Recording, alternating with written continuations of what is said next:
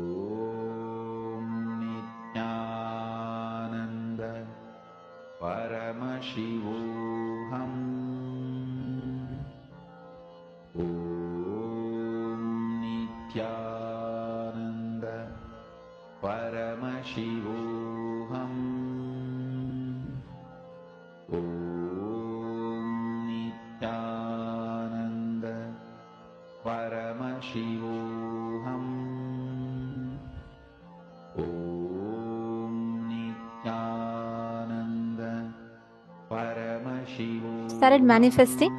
How many of you have manifested successfully? Come on, please post in the chat. Great, I see so many of you. Ma Johanna Adidhal and Ma Marlena Yazi, Ma Adil Skulin. How many of you have manifested? Ma Jenny, Ma Yujinkin, Ma Guixia Lee, Peiyu Wong. Actually, this Chinese Teamily is just amazing. You guys sit up through your day and night and so intense and participative. It's very nice to see that. Okay, come on. All the others?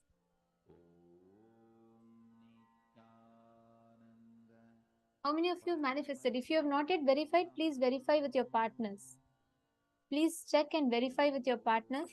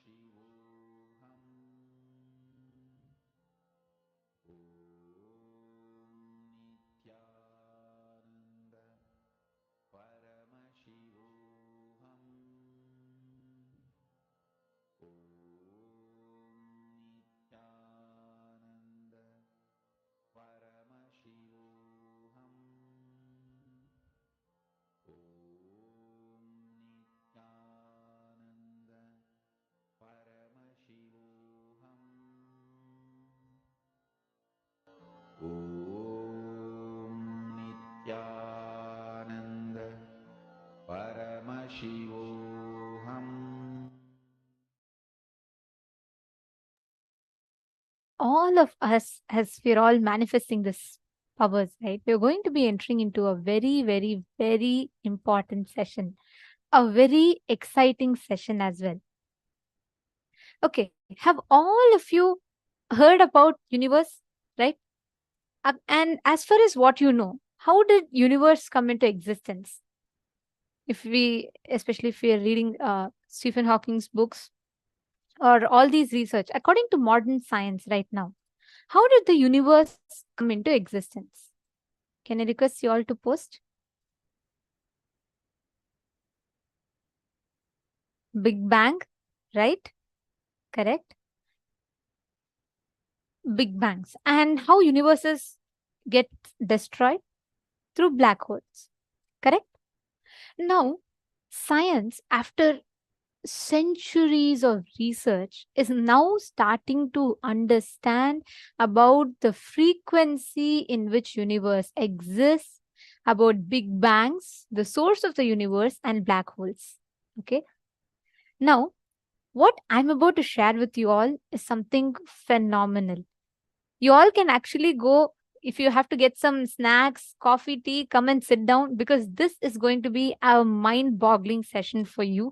Swamiji is going to be revealing about how Hindus had thousands of years ago itself precisely identified how to calculate time, how to measure time, everything very, very precisely. Okay, so you're all going to have fun. And all the Chinese participants, if any of you are feeling little drowsy, little sleepy, sit for this session. The way Swamiji is going to reveal each truths, you're going to feel like your brain is going to wake up 100%. So without any external coffee or tea, you're going to feel completely fresh and awake. So this is a very, very beautiful session, and I thoroughly enjoy listening to this always. So sit back and enjoy this session as Swamiji reveals to us about how the universe came into existence.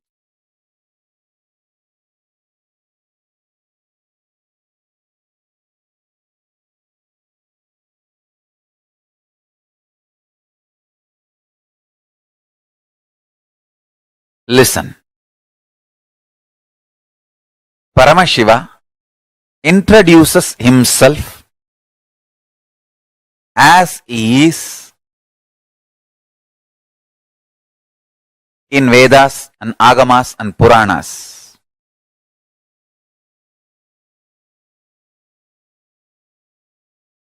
Paramashiva introduces himself how he is manifesting to teach Agama as Sadashiva. As Sadashiva, he manifests with 5 heads, 10 hands, teaches Agama.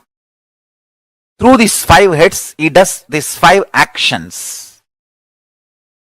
Manifestation. It's called Srishti. Manifestation. Then Sthiti. Sustenance. Then Samhara. Rejuvenation. Then Prabhava. Pulling out of delusion. Then Anugraha. Liberation. Listen. Listen carefully. Sthiti. Sthiti means maintenance. The first action is Srishti. Second is Sthiti. Third, Sthiti means maintenance. First, Srishti, manifestation. Sthiti, maintenance or sustenance. Samhara, rejuvenation or dissolving or destruction, whatever word you want to use. Samhara, literally the word Samhara means transformation, rejuvenation, one becoming another. So listen carefully. Srishti, manifestation. Sthiti, maintenance. Samhara,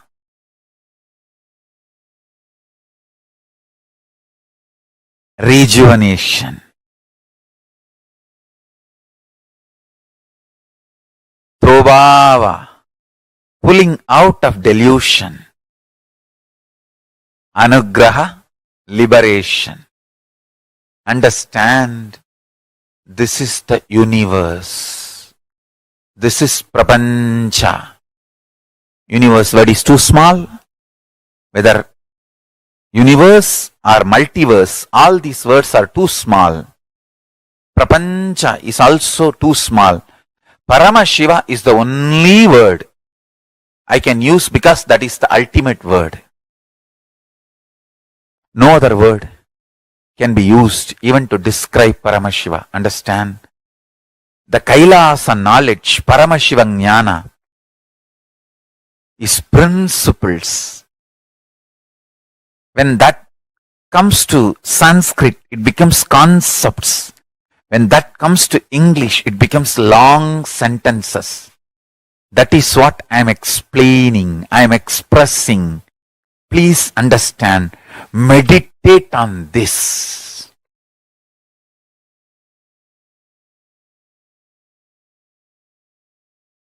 The space, extreme heat and extreme cold together.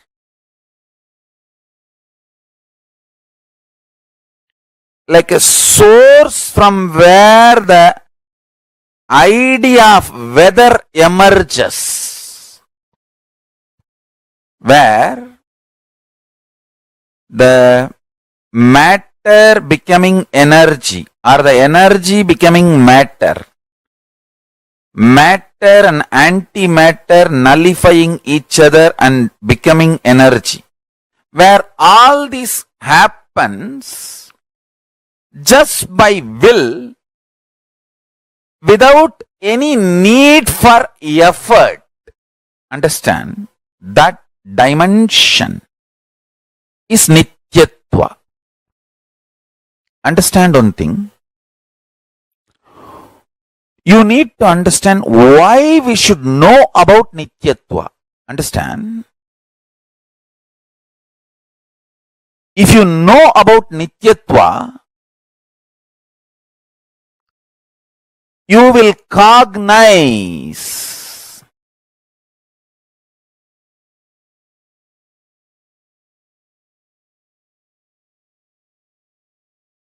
the basis foundation of your existence is Nityatva. Anything you cognize as the foundation of your basis, that becomes your basis. Understand?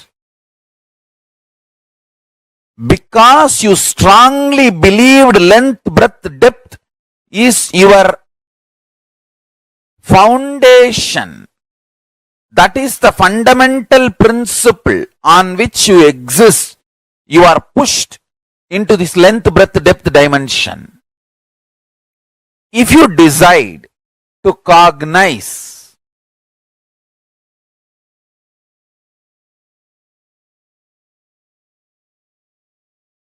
listen, if you decide to cognize Nityatva dimension,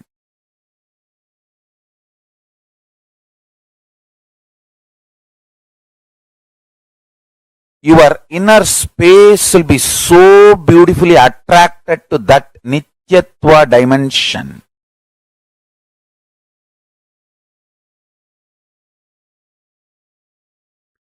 It is such beautiful, ecstatic, glorious existence. By knowing about it, you will be attracted to it. That is the beauty of it. Energy becoming matter, matter becoming energy. Anything becomes anything. Big Bang becoming black hole becoming Big Bang. Creation, maintenance and rejuvenation, all this happens in that Nityatva space just by will, without any effort. The effortless existence zone. To establish yourself in that effortless existence zone, you just need a simple cognition, understanding, conviction about that space existing in you. Like a length, depth, breadth, Nityatva is one of the dimension of the universe. Listen. Like a length, breadth, depth, time, space, Nityatva is one of the dimension of the universe. Sivaparamburulin Sitta Suddha Sugabodha Jnanasanam Nityatvam. சித்தாந்த சைவத்திலிருந்து இந்த statement சொல்றேன், நல்லா புரிஞ்சுக்குங்க. இன் சித்தாந்த Saivism tradition, Saiva Siddhanta tradition, நித்யத்துவா is considered as the seat of Paramashiva.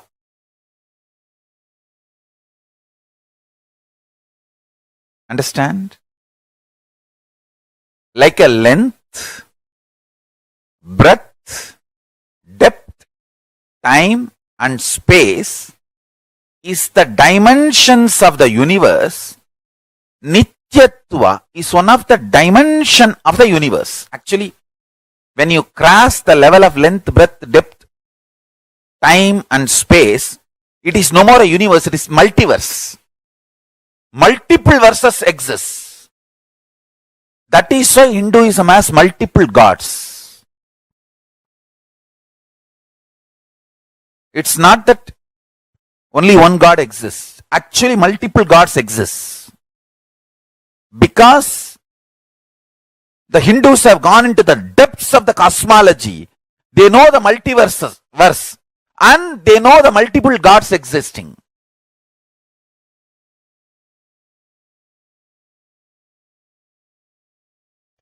Many people who are working to understand the secrets of the universe try to raise a doubt. When there is so much matter generated during the Big Bang, why so much antimatter is not generated? The question is wrong. Please understand. Matter and antimatter is always in balance. If any one gets imbalanced, immediately the Big Bang or black hole has to happen to balance it. Understand? Overflowing matter, overflowing antimatter need to be in samana for maintenance, means sthiti. Please listen carefully. From the influence of the antimatter, matter manifesting is Big Bang.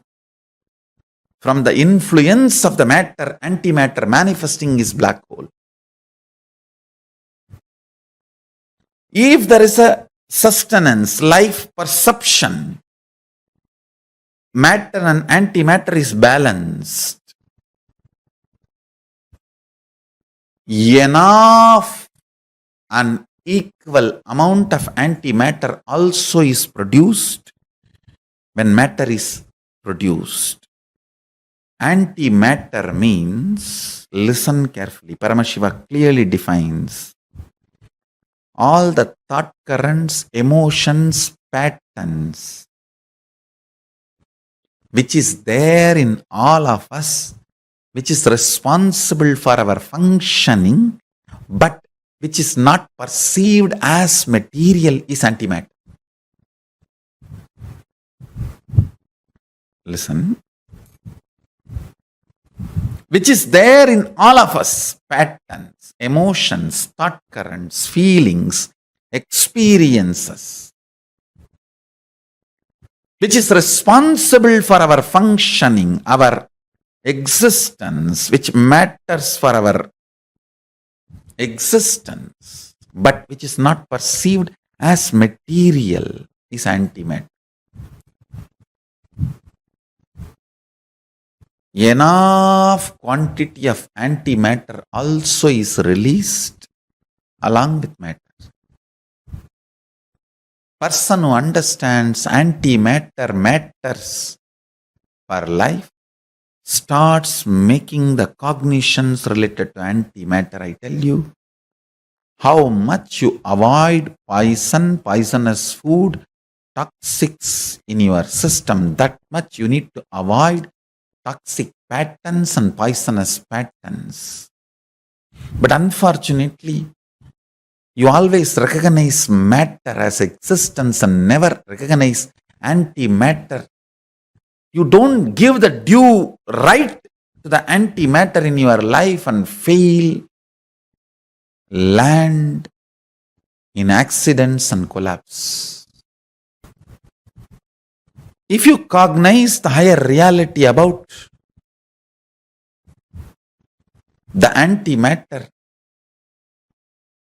your life will be a powerful manifestation of completion, fulfillment, higher form of existence. Understand? The first powerful cognition you need to cognize, whatever you perceive as matter, existence of your life, equivalent amount you need to perceive cognize the antimatter component of your life. Antimatter, avyakta, unmanifest, drives the matter. Antimatter is the energy source of the matter. The avyakta manifests as vyakta, and avyakta continues to be the driving force of the vyakta.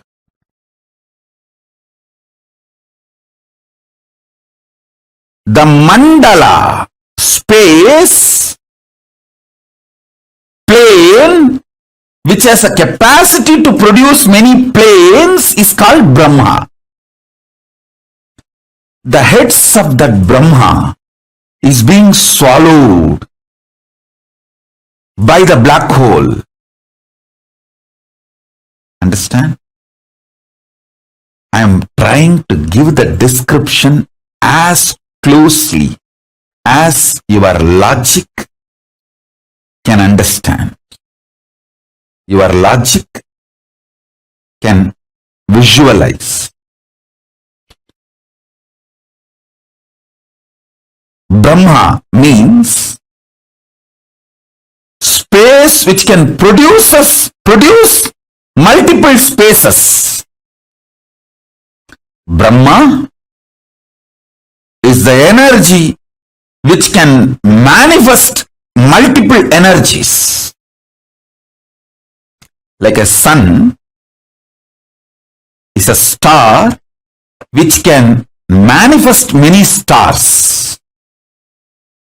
Brahma is a zone, space, mandala, which can manifest many mandalas, zones, spaces, stars. That Brahma, his face is being swallowed by Kalabhairava, who manifests from the southern face, the Ahora face of Paramashiva. That is the beautiful story of Kalabhairava wearing the skulls of Brahma. Kalabhairava cuts the head of Brahma and wears as a garland. If you see all Kalabhairava deity, he will be wearing the skull garland. It's not ordinary human skull. It's a Kalabhairava's skull.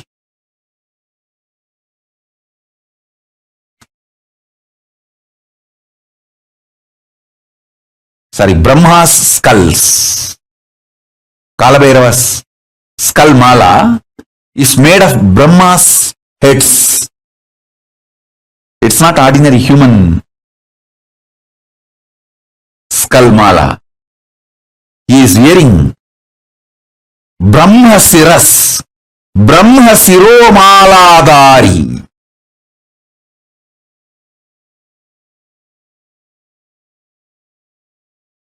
The Brahma's heads are worn as garland by Kalabhairava. Deeply listen. Paramashiva, his five-phase creation, sustenance, rejuvenation, putting in delusion, liberation. This five-phase, Srishti, Sthiti, Samhara, Tirobhava, Anugraha. In this five-phase, the Samhara, rejuvenation phase, from that manifests Kalabhairava, cosmic black hole that swallows Brahma's heads, Brahma Kapalas. Paramashiva, as Kalabhairava, wears the garland made of Brahma's skulls. What is the Brahma's skull? Brahma's head? The star which produces stars is Brahma's head. I'll narrate a story. Understand the truth behind the story.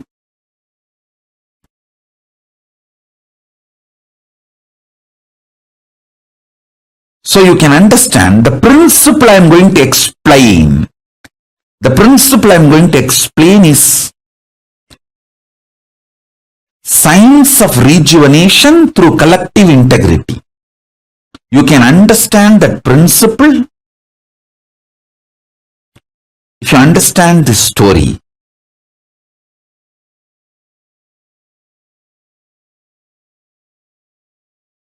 All of us know Paramashiva gave Sudarshana Chakra to Vishnu.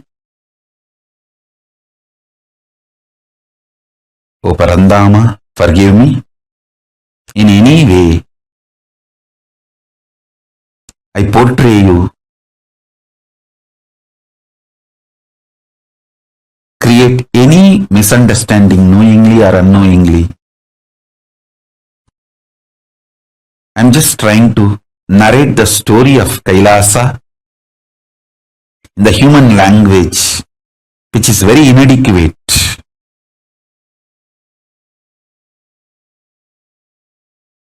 Air is language, not the spirit or intention.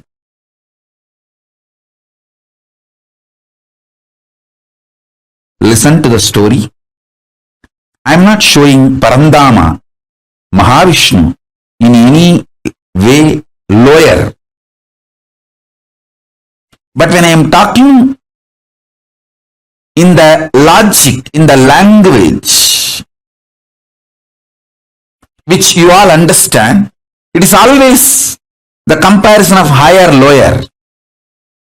So when I say Paramashiva gave Sudarshana Chakra to Vishnu, don't think Vishnu is some way lower. He is far more superior than you and me.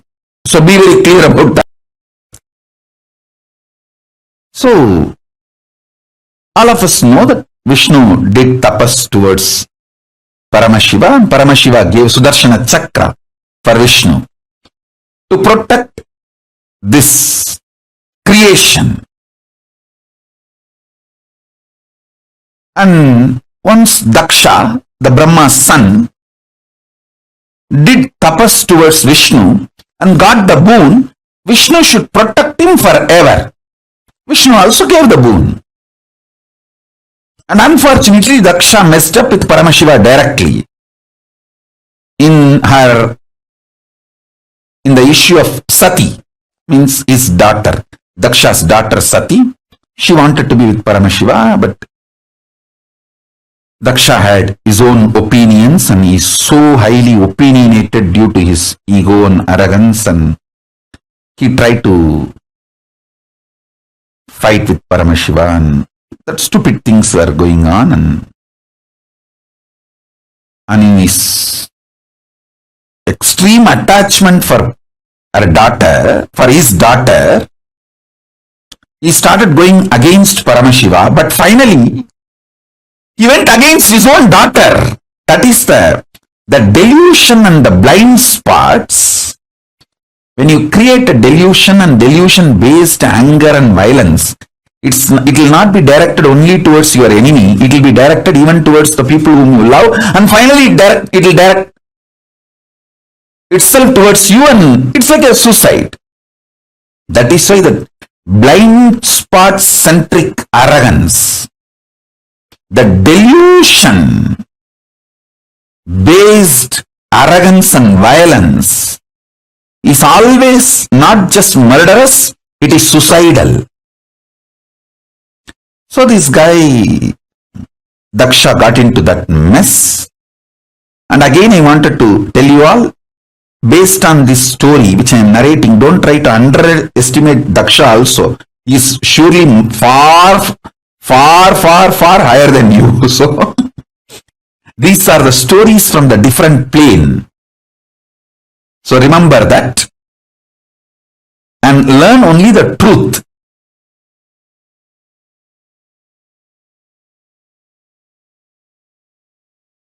Learn the truth that you should not get into the deluded arrogance and deluded violence and deluded vengeance. Learn the truth and don't try to judge Daksha. Anyhow.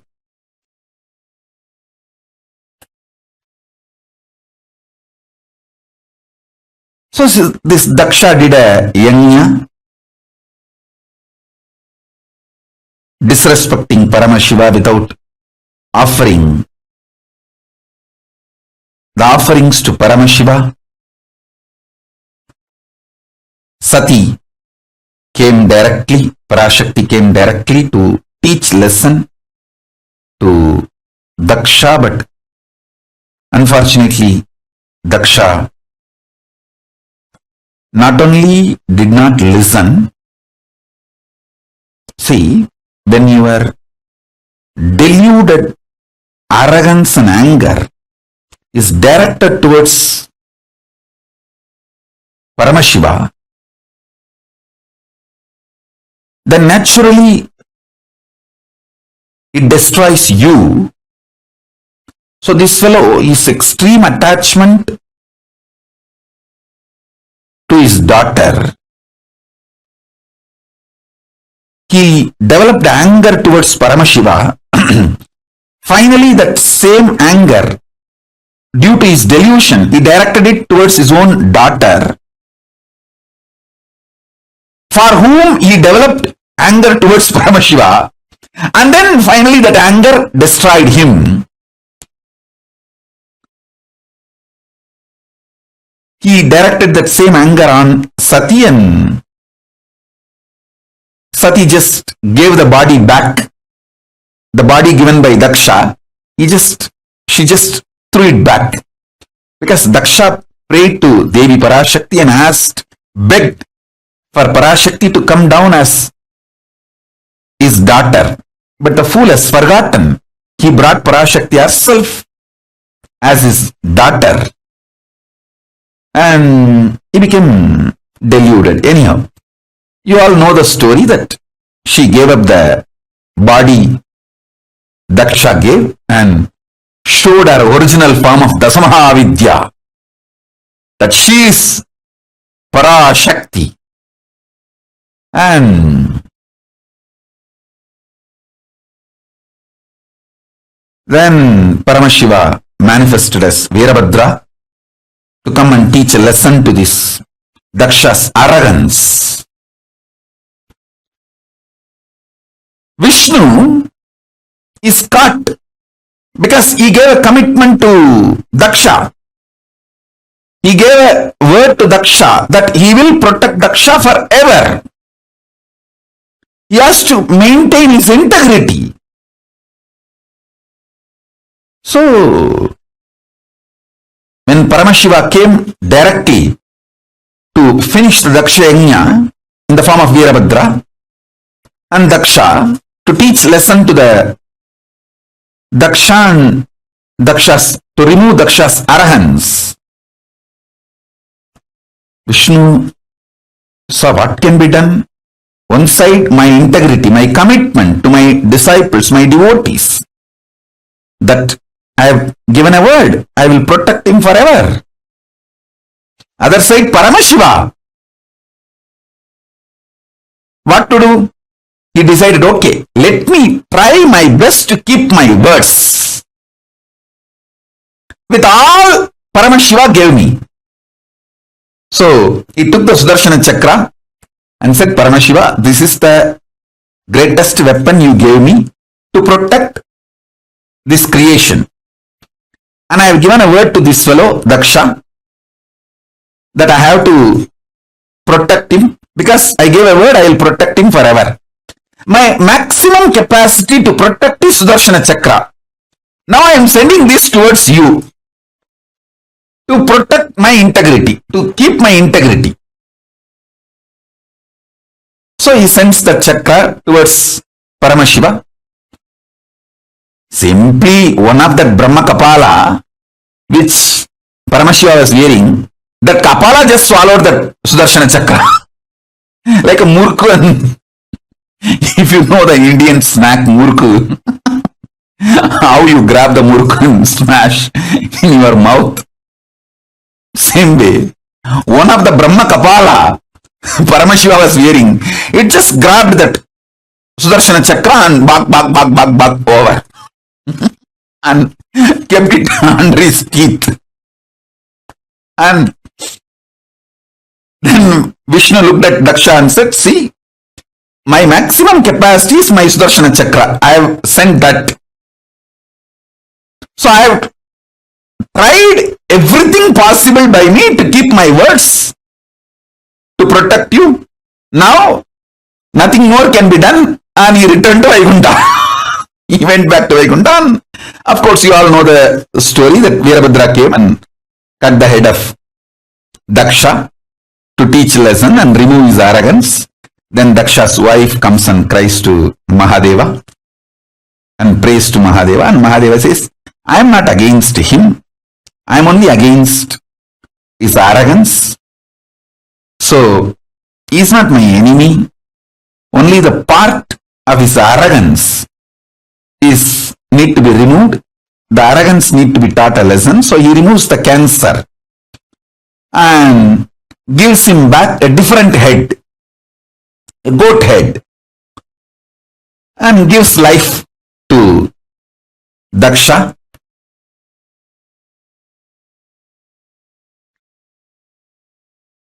This story has a very deep significance.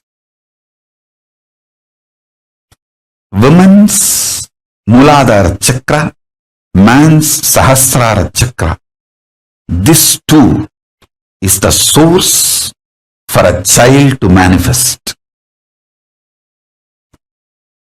So, it is this fellow's arrogance, from that biomemory, Sati's body also had one component. That is the reason Sati gave up that very body. So naturally, if his head is punished, that is enough. He doesn't need to lose life. You all need to know, life is prior to body and it will continue to exist even after body. The beauty of studying Hindu Puranas, it is not just history, it is principled, philosophically defined, real history.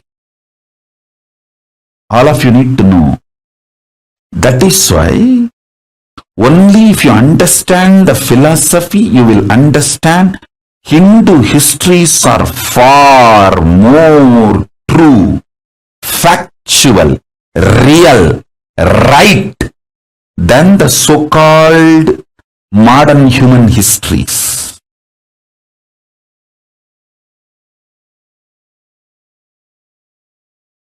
So-called modern human histories.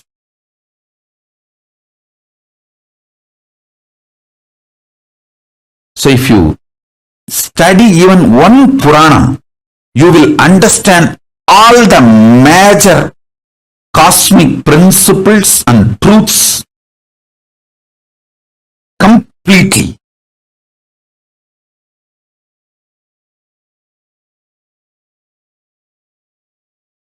It's a very powerful revelation, very powerful truth.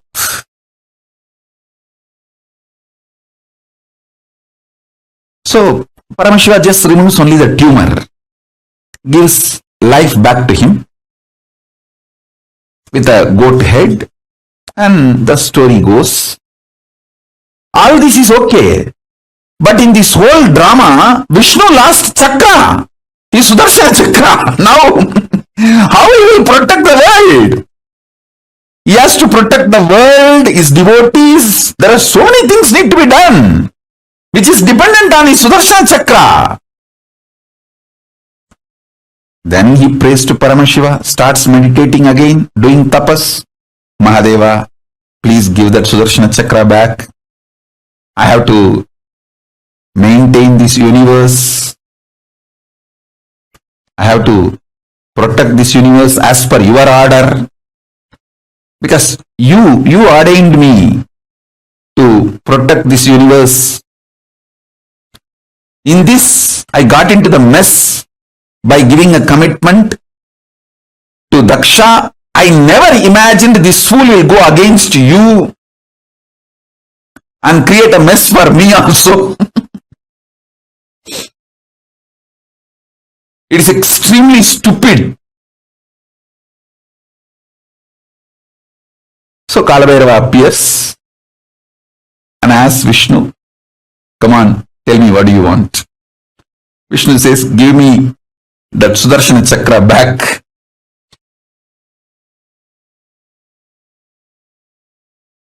And Mahadeva just looked on the skull garlands he was wearing. Hey, where is that Sudarshana Chakra? Who is having? One skull said, I'm only having it, it's in my teeth. I just grabbed it because I was the nearest one when the chakra was coming. I just grabbed it and it's in my teeth.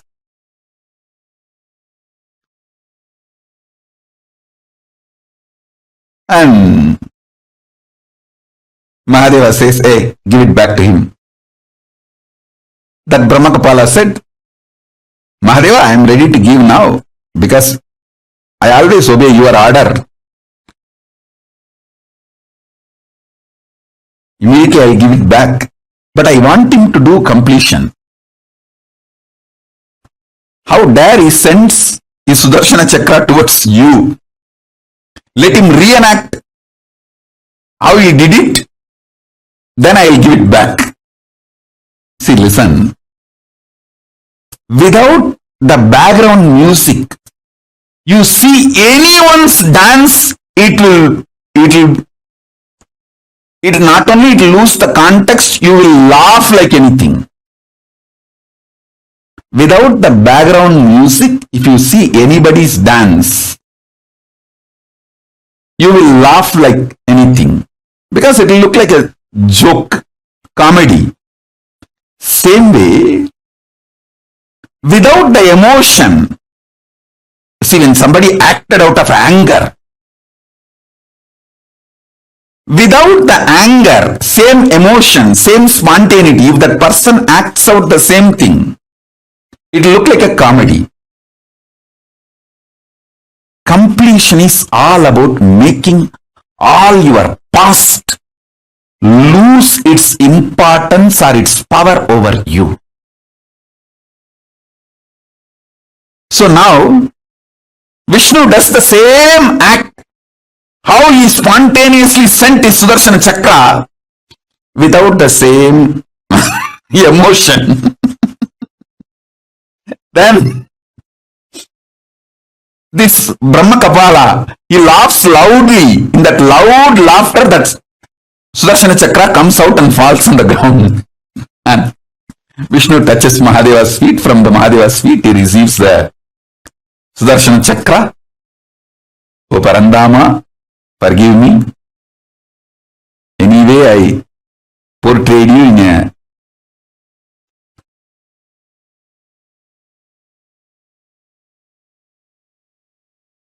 dim light.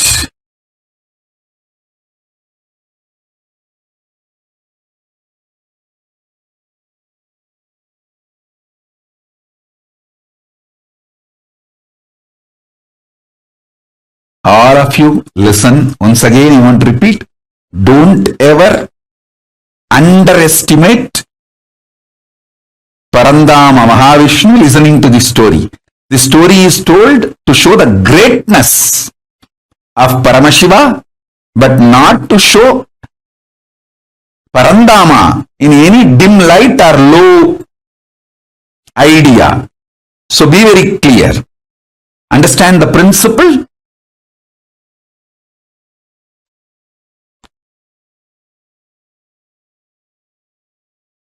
Don't try to have low idea even about Daksha. So these cosmic stories, Just understand the principle I'm trying to convey. Don't try to do your own gadbad, your own judging and creating mess.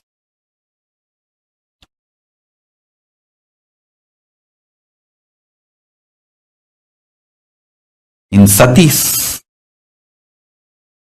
whole existence, the deep devotion of mother, but the arrogance of the father, both got into her system. The muscle memory of the deep devotion of mother made her fall in love with Paramashiva, but the arrogance strain came from father's biomemory. That made even Sati disobey Mahadeva and come from Kailasa to Mayapuri.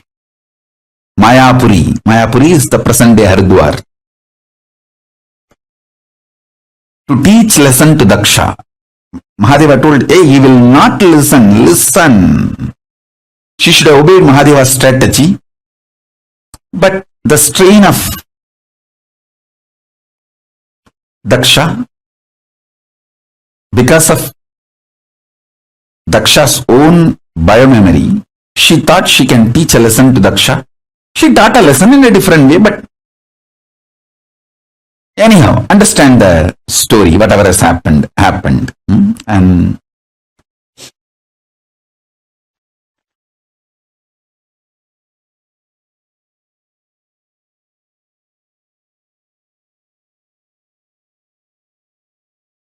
the multiple important truths you need to understand. Even if the black hole swallows, the thing swallowed by the black holes does not die. It continues to exist in a different plane. For example, if the Brahma set is cut off, it is supposed to be dead. That's why the world calls it as a skull. But that skull is not dead. It is so powerful even to swallow the Vishnu chakra, Sudarshana chakra, like a murk snack. So listen carefully.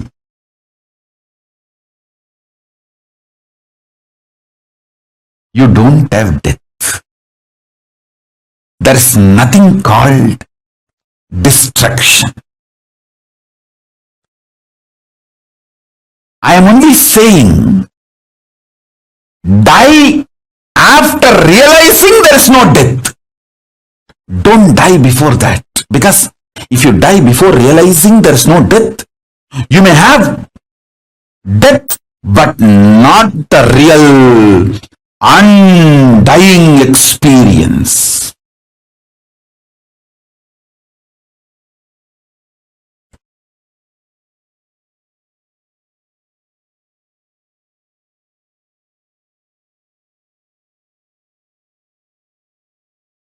Listen carefully. Even if you die by being with Guru, he will show you the undying component of you when your body stops functioning. Even your death will be liberation.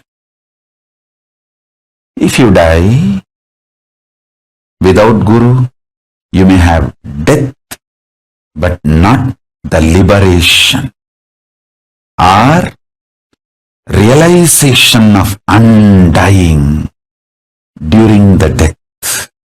You will be just born again and again. See the first level truth, which I told, that's the description of the scene where the face of Aghora, of Paramashiva, manifests Mahakala and like black holes swallowing the big bangs, Brahma's heads, Kalabhairava swallowing the Brahma Kapalas and making garland of Brahma's skulls for him. Understand, that is the most beautiful Dhyana sloka in English for Mahakalabhairava. If you have some photos released by NASA, how the black holes swallow the big bangs, just see exactly that indescribable way Mahakalabhairava with the Brahma Kapala Malas, the skull garland of Brahma Kapalas, the multiple big bangs swallowed by the large black hole. But the big bangs are not dead. They are all there as garland, alive and more powerful, even to swallow Vishnu's chakra, Sudarshana chakra. See, Brahma is son of Vishnu. The sun's head, because it is owned by Paramashiva, is capable of even swallowing the father's weapon like a snack and keep it inside his teeth.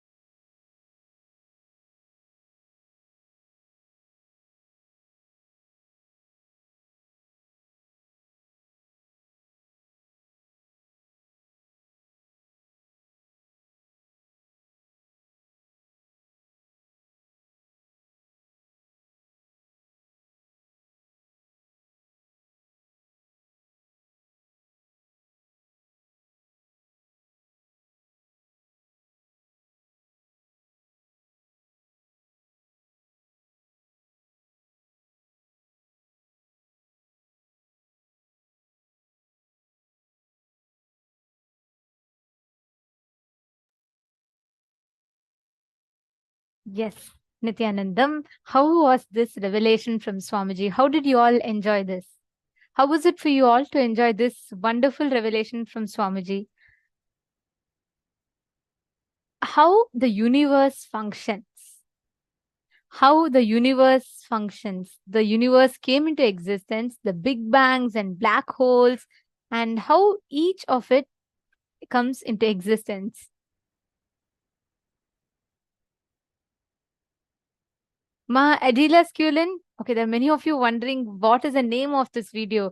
Okay, see, for Paramashivoham, we take videos from so many different years. Through the years, all that Swamiji has revealed, and we stitch it to you and give it to you as one video together. So there's a video on Cosmology itself, ma. In YouTube, it's available. But this particular video is exclusive on Paramashivoham only.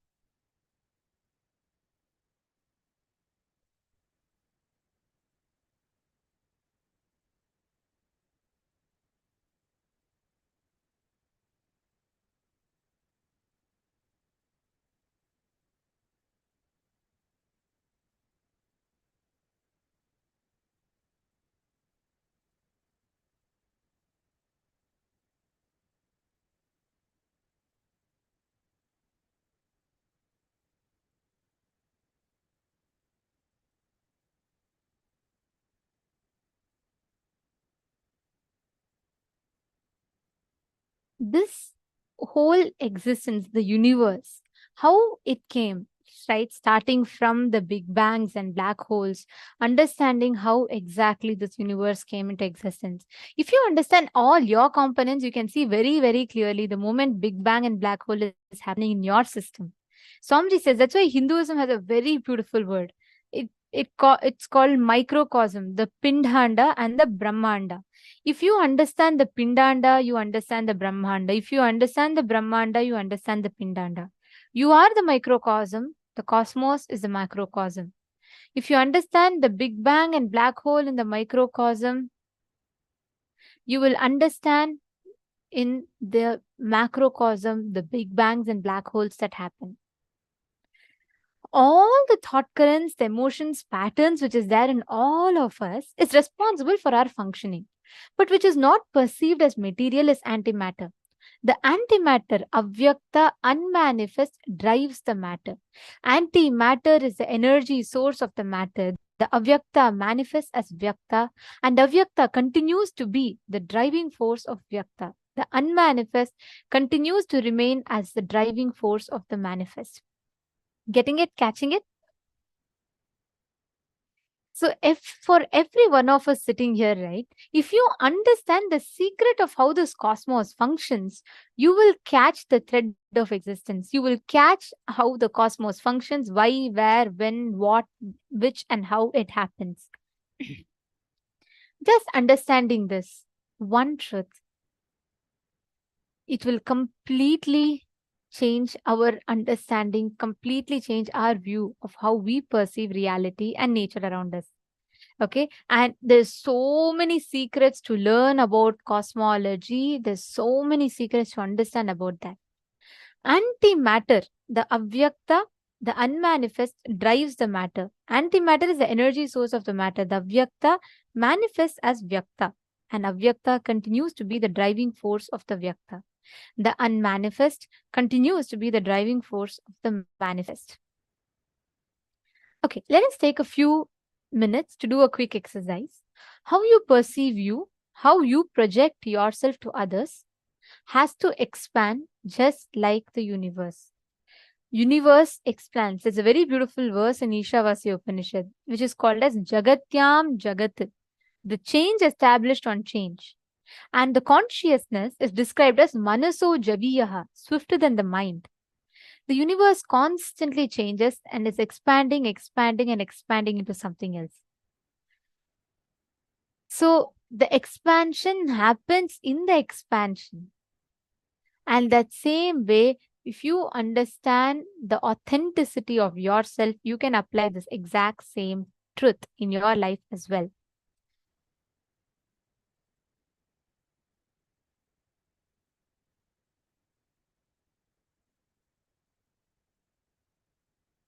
Ma Susan Solander has put, Swamiji is disclosing how the principles of Paramashiva works. For example, matter and antimatter. Yes, that's right.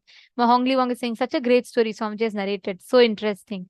This is a science. It is not just a story. It's a science. How the universe came into existence, how Lingodbhava happens, how Kalabhairava gives the Sudarshana Chakra back to Vishnu.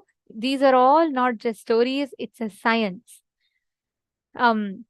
Ma Merlina Yazi, welcome, Ma. You have asked for Atmalinga form. The support desk team will be posting to you the form, Ma, and the spiritual name request as well. So you can sign up there and get your Atmalingam, request for your Atmalingam. Okay.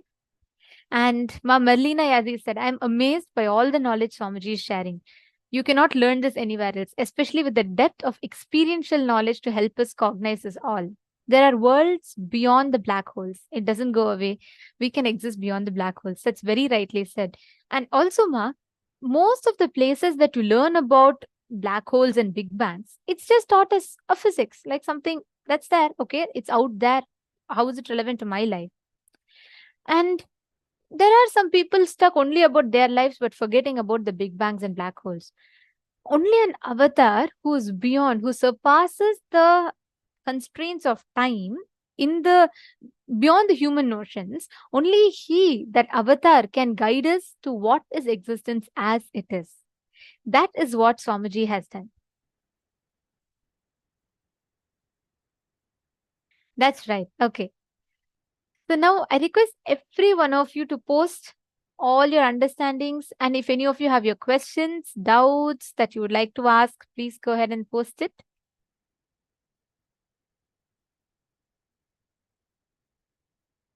Ketan Gebyod has posted Big Bang. Yes. And any other questions? Sriram, Saira Mangulaya and Ketan Aya, Aslim Aya, Daniel and Hugo. Are you understanding?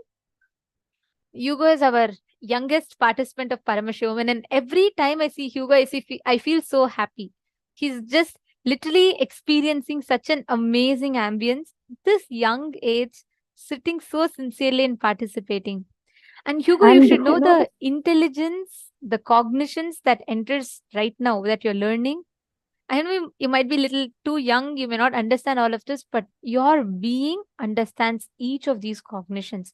And you will see how in your studies, in your exams, everywhere, you will be able to replicate these powerful cognitions. If you understand how the universe expands, no knowledge is limited. You will understand how eternally your cognitions are going to keep expanding, and the knowledge is not limited for you as well. Absolutely. Actually, Ma Merlina Yazi, I've asked about, you'd like to know the information in relation to planets, to our bodies. Yes, like as I was mentioning earlier in the previous session, Swamiji had shared a brief about it, right? Not in this one, but the previous one. Swamiji has written a book on it, and it is going to be coming as a gift for all of you. So if you have not been receiving gifts, like every day you should have been receiving gifts if you're attending the program. If you have not received it, you can send your email ID as a direct message to the PSM Tech Team ID that you're seeing us through. You can just send it to that, and we will ensure that you're receiving the gift.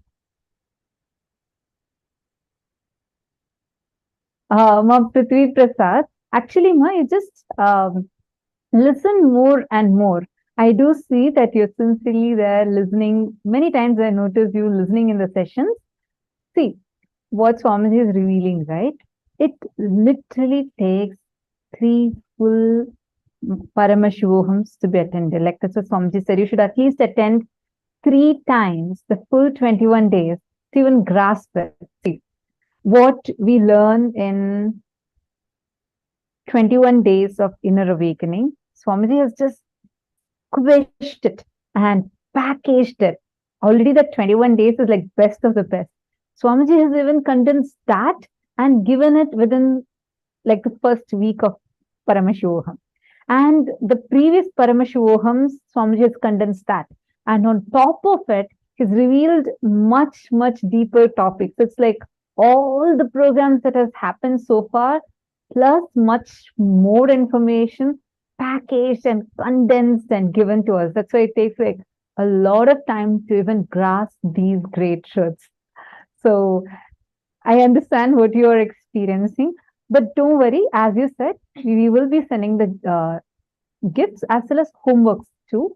So make sure you're just checking your email and attend as much as possible, because that will really help you to digest this information more and more deeply. We will be sending you the email after the program is done. Like after today's sessions are over, then we'll be sending you today's gift. So that's how you should be checking the email. It's so interesting to see all of you so sincerely participating and, digesting these truths, especially coming from different parts of the world and various different time zones. All of us are there here sitting for these 16 hours for 21 days and listening to these amazing truths that Swamiji is sharing completely free of cost and gifting it for all of us. Anyone here for the very first time? Like this is your very first program? Anyone like that?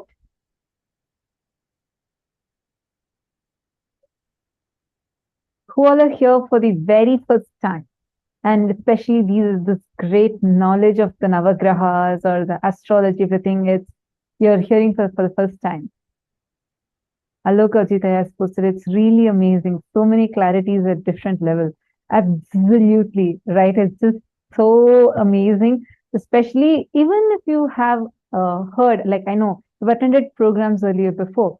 So even if you have heard it multiple times, this truth, especially the way Swamiji stitches this content together and gives to us, it's like a new revelation opens up, right?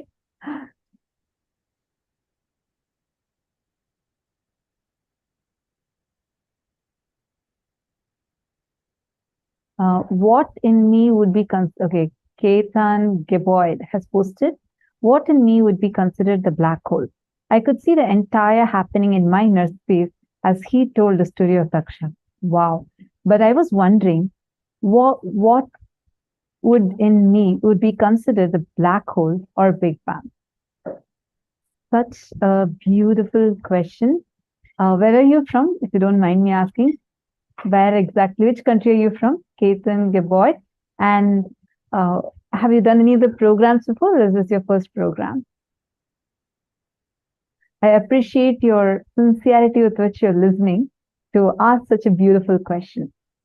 See, Big Bang and black hole are simultaneously happening in us. This is your third program. You're from US, Atlanta. Wonderful. Listen to this carefully.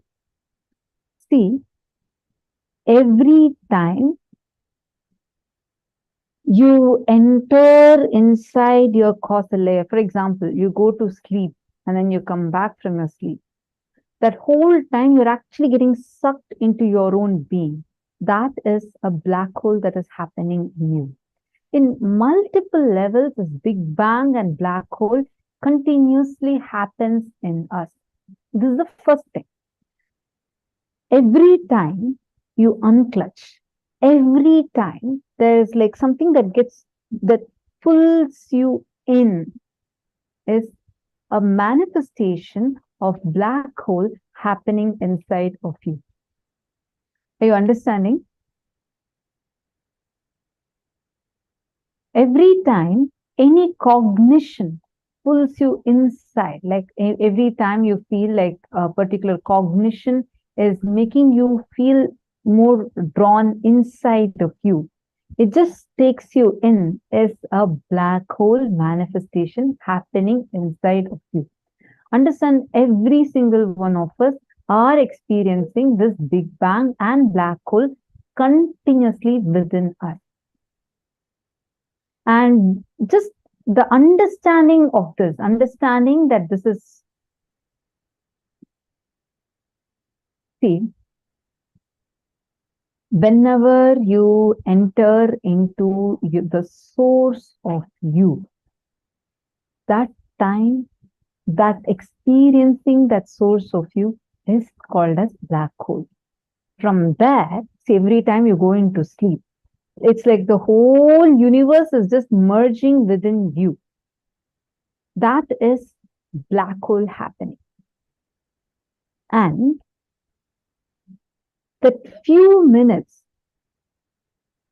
after you go through the deep sleep state, and then you come out of the deep sleep state, then you enter into the waking state, that few minutes time from where you're entering from the deep sleep state to the waking state, or the dream state to waking state, the transition that's happening, you're, as Paramashiva, you're creating the whole universe. It is Big Bang happening through you. When the whole thing, when you go into sleep, the whole creation just merges into you. That is black hole. When you wake up and the whole creation just expresses out of you, it is Big Bang. How in your dream, it is you who creates the whole universe. In your dream, you are the one who is playing the role of yourself. You're the one who's playing the role of your boss. You're the same one who's probably playing the role of your friend. You're the one who's playing the role of your colleague. Everything is you playing various roles. Even in that, let us say you broke up with your partner in your dream. It is not equal to what has happened in the real, what you call as the real state, right? Whatever happened in the dream is what happened within the dream, because it's you who is manifesting your universe there. We understand it in our dream level. Now, when you go inside, when you start cognizing every moment, every time I'm inhaling, and when the breath is touching into my consciousness, Paramashiva, I am having the black hole inside of me.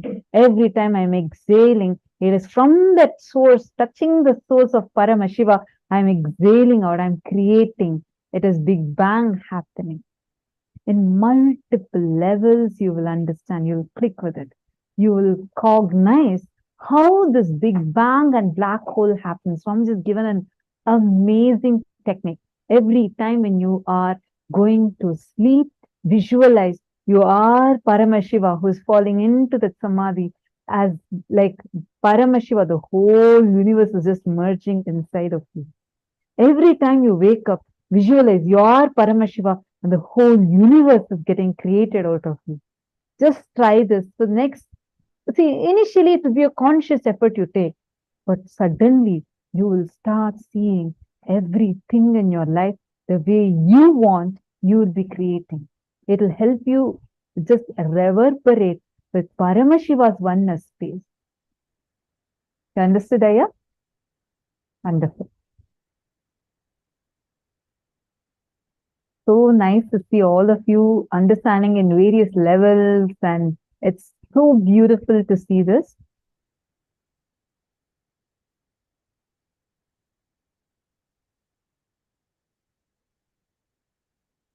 Now, all of us are going to be, this black hole is vacuum, correct? Merlina Yazdi, black hole is not equal to vacuum. In vacuum, we say there is nothing but just space. In black hole, everything exists. In black hole, when everything gets into the black hole, it continues to exist eternally. It is not equal to vacuum. In vacuum, you say there's nothing, there's no particle that exists. That's what you call as creating a vacuum. But in black hole is not equal to vacuum, because in black hole, what enters inside the black hole exists eternally. You understood now? Wonderful. So now, let's all take a few minutes and we are going to be entering into the power manifestation. All manifest this power of being able to identify what exactly incident that another person is thinking about. Okay? Ready? Shall we all start? You're going to be connecting to your partners, identifying what exactly is your partner. What is the exact incident that your partner is thinking about?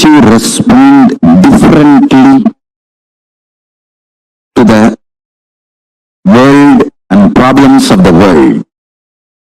Same way, consciousness empowers you.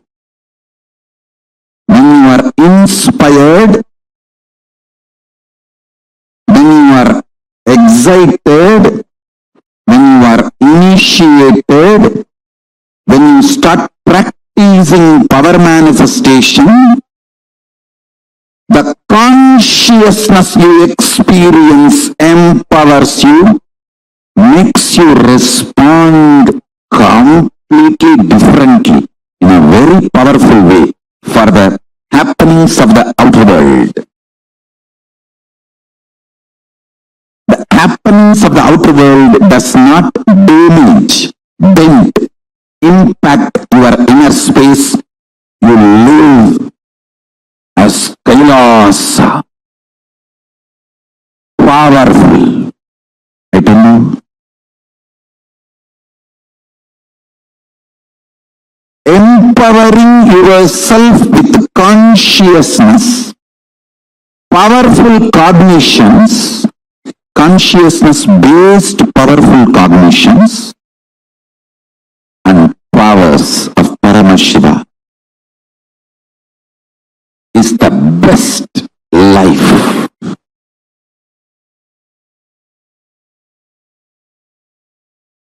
I am from the tradition, ecosystem which gave books like Surya Siddhanta. Understand? I want to tell you, for thousands of years we know the cosmos more than any scientist in the modern day. For thousands of years we know all these great truths. Our lifestyle was established on all these great truths. Any simple priest doing puja in a village temple in India who does the Sankalpa mantra, who knows absolutely more truths about the cosmos than many modern day scientists. Because the Sankalpa mantra, the Mahasankalpa mantra, he should know biography of the whole universe and geography, where he is sitting, and the cosmology, how the whole thing is functioning, and mainly the relationship between these three for his present moment of when he is performing, conducting this sacred ritual. The whole thing he has to know. Only when he can do Mahasankalpa.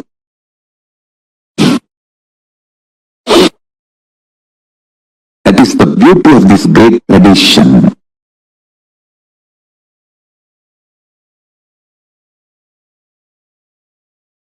The sun which you are seeing every day is described as Aditya, incarnation of Surya in Surya Siddhanta. Surya says, in my own reflection, I reflect myself like a Paramashiva reflects and extends himself as Parashiva and Aparashiva, and Parashiva reflects himself as Mahasadashiva, and Mahasadashiva reflects himself as Sadashiva, and Sadashiva reflects himself as Shiva. Shiva only we are all worshipping and meditating. So understand how Paramashiva reflects into Parashiva and Aparashiva, how Parashiva reflects into Mahasadashiva, Mahasadashiva into Sadashiva, Sadashiva into Shiva. Same way, Surya reflects into Aditya. Aditya only is seen by all of us through our eyes every day. So the galaxy which we are seeing as per Surya Siddhanta is not just Milky Way, all the known, imaginable, comprehensible, visualizable universe, whole Vyakta, manifest, is considered as Surya Mandala in Surya Siddhanta. Surya, as per Surya Siddhanta, whole known universe is Surya Mandala. All the manifest Vyakta is Surya Mandala. Avyakta is dark matter. So the whole manifest Vyakta, known universe, is going around inside Avyakta, that dark energy, on Mahakailasa. Mahakailasa is the center, the dark matter, the dark energy is the base foundation on which the whole known universe is going around. Whole known universe is going around Mahakailasa, floating in the dark matter. So everything manifested, Vyakta, is Surya Mandala. Now, what Tamal Tarundas has sent, that scientists have discovered, is you are talking more about Milky Way, the whole galaxy. But see, when you say Surya Mandala, you try to represent or describe the whole galaxy. But when I say the word Surya Mandala, I mean the whole known universe, manifest. So, if I have to map based on what science have tried to understand, reach, I should introduce a new word, like a Turyatita. The word Turya is not complete enough, so I have to introduce the word Turyatita, like that. Now, I have to introduce the word, not just fourth unit of time, the next level units of time. That's why I call it vertical time zone. So understand,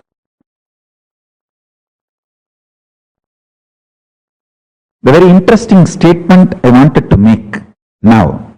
Listen.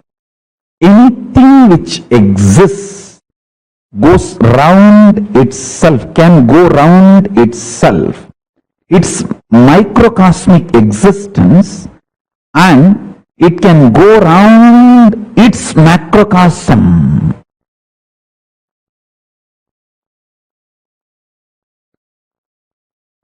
Very paradoxical statement. Listen. Anything which exists can rotate within itself, its microcosmic existence, and it can go around the whole macrocosm. So now, the next revelation is,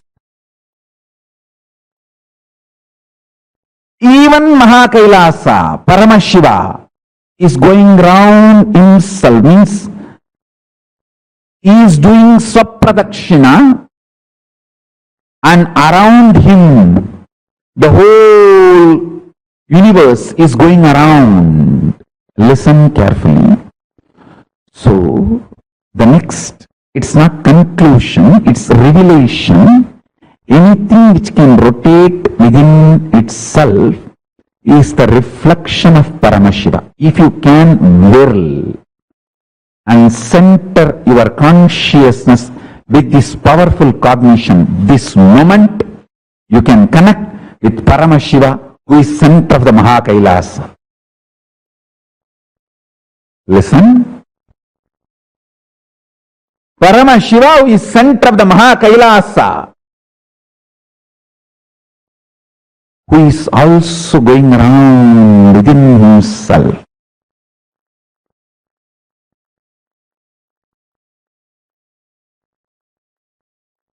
Swapradakshina, Atma Pradakshina.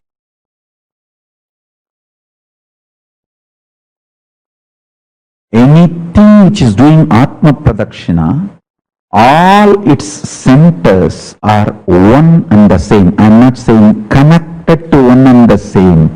No, I am saying one and the same.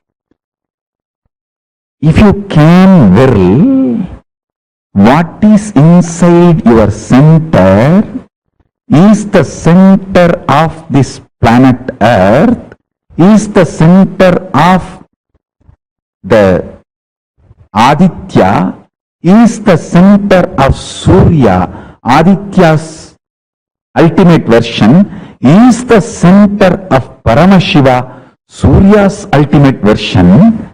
So, I am not saying all of us are connected, I am saying all of us are one and the same.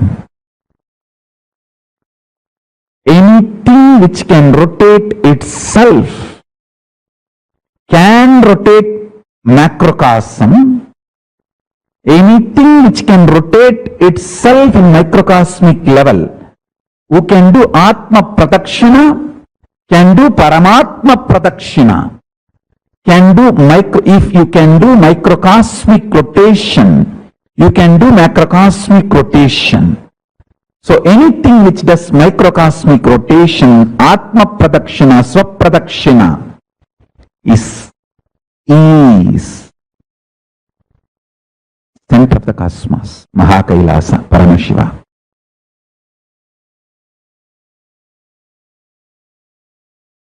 Your conscious intention is the principal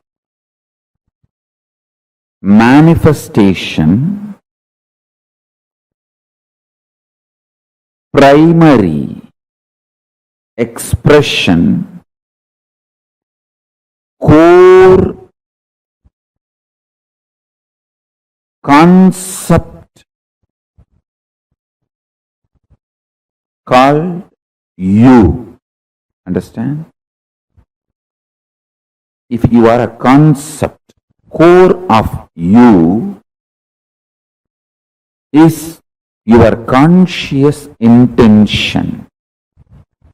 You need to know, the good news is your unconscious mood swings does not matter. That is why knowledge, jnana, about what is right conscious intention is given so much of importance in Hindu tradition.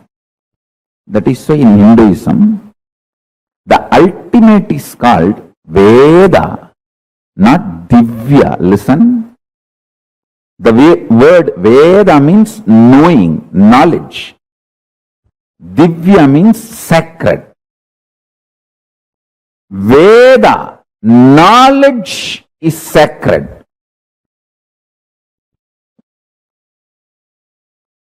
Whether you talk about the cosmos, its principles, or planets, the principles in which planets exist, the being of the planets, doings of the planets, please understand, as your modern science teaches, planets are not like some dead mechanism just going round, round, round. It is all living energies. That is why Surya Siddhanta can clearly, precisely calculate and tell you whether the past astronomical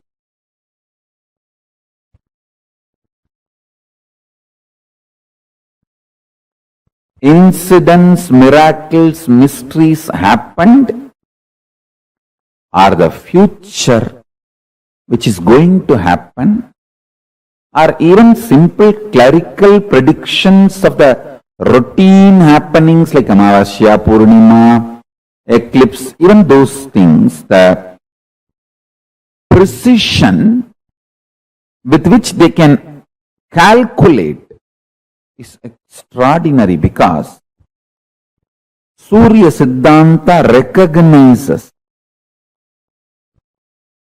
each of these planets as living forces. Modern day psychology, Vedic psychology. Modern day medicine, Vedic medicine. Modern day physiology, Vedic physiology. Modern day cosmology, Vedic cosmology. The difference between this is only one thing. In Vedic tradition, everything is conscious centered. You are not biomechanism in Ayurveda, you are bioorganism. In modern day medicine, you are biomechanism. They don't involve the component of consciousness, whether to diagnose you or cure you or treat you or attend to your illness or support you in any form. End to end, conscious component is not accepted as the active part of their whole profession, end to end.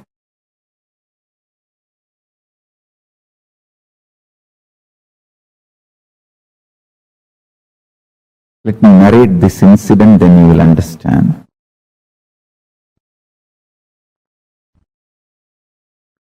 Once my guru was trying to teach me the Surya Siddhanta, means how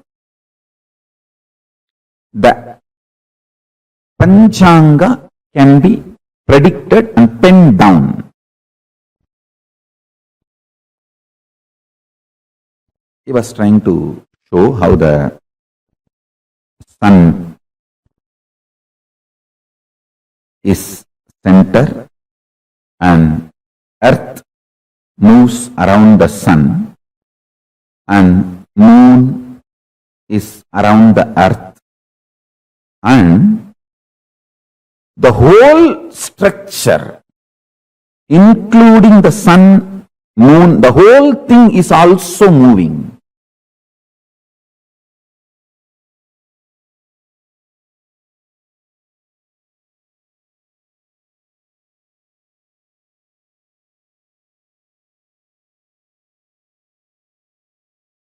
He described in an elaborate way, and then he took a chalk piece, just drew some numbers on various parts of my body.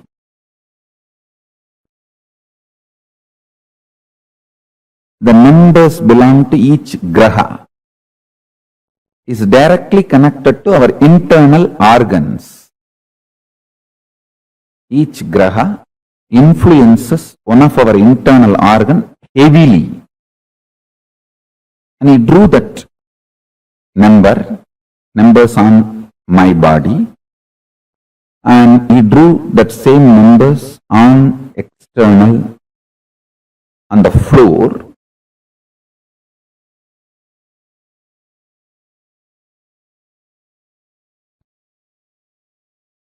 Explaining how when those grahas change, when those stars move,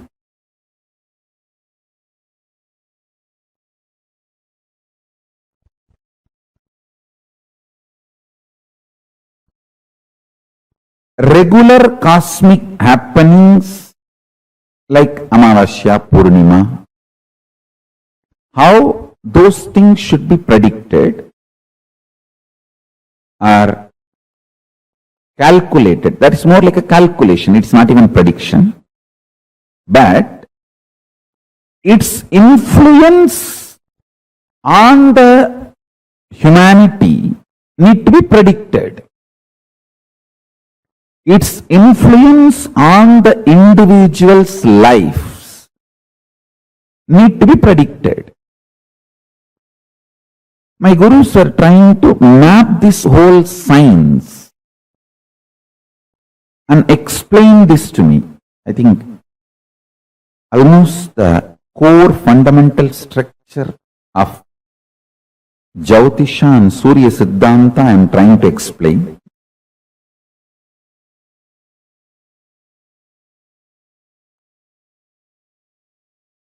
Chandaha padautu vedasya astau kalpoda patyate jyotishamayanam chakshurniruttam shrotramuchyate sikshakranam vedasya mukam vyakaranam smrutam. This is a very traditional verse. In any Gurukul they will chant this and make you repeat. It's a description. 6 angas of the Vedas in Veda Purusha's body. Jyotisham ayanam chakshu, meaning Jyotish Shastra is considered as eyes of the Veda Purusha. From this we understand that the Vedic astrology is as old as Vedas, or in other words, does not have beginning, anadi. This Shastra is also called Hora Shastra. Hora is an abbreviation of Ahoratram, meaning day and night. It means it is the systematic study of time and its components and parameters and its influence on physical, chemical, biological existence of what we know as life. Listen.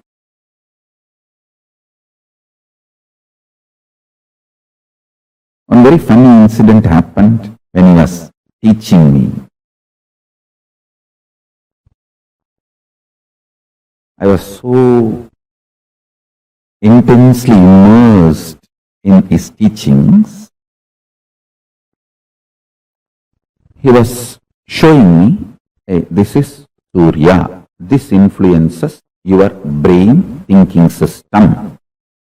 This is Rahu. He influences your liver. The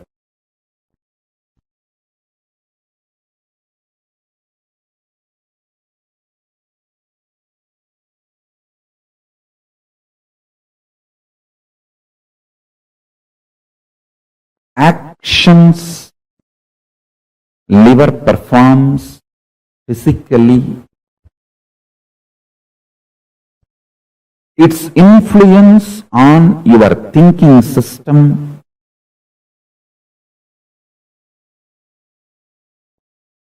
everything, if you map it to the description of Rahu, it will absolutely match.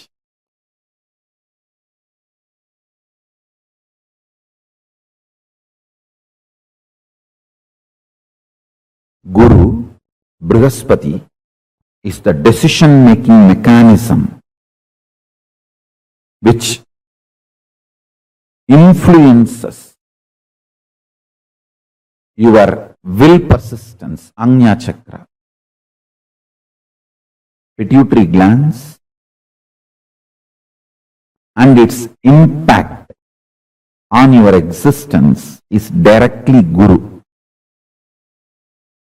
He was explaining step by step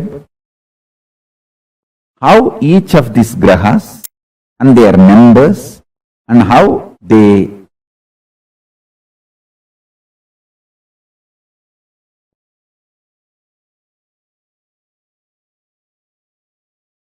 influence your lifestyle patterns, everything.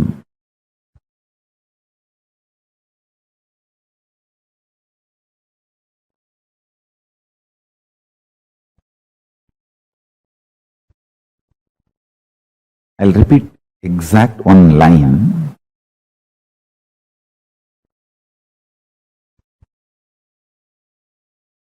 He was touching the Rahu description of how he was describing Rahu and touched my body.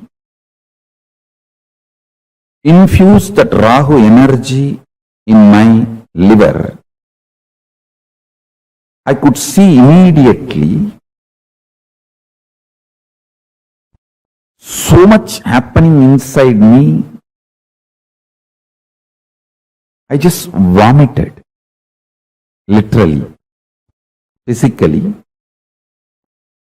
Felt so fresh, alive, relieved. Of course, after cleaning all that place, everything, my guru has explained.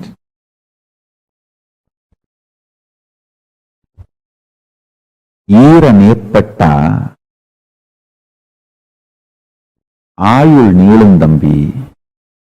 In Tamil he said, if the liver is straightened out, life will increase. It is directly Rahu. Rahu is responsible for your longevity. Rahu can influence and put you in addictions and kill you, or he can keep you addiction free or addicted to right habits and food and keep you happy, healthy for any long. This whole thing is related to your liver. If the liver decides to addict you for certain food, nothing can be done. Just by remembering that food, you will be forced, your whole system will be pushed to eat it. After eating, you will repent, but you will not stop eating. He said, integrity of the liver to the purpose of your existence makes you long, happy, healthily living.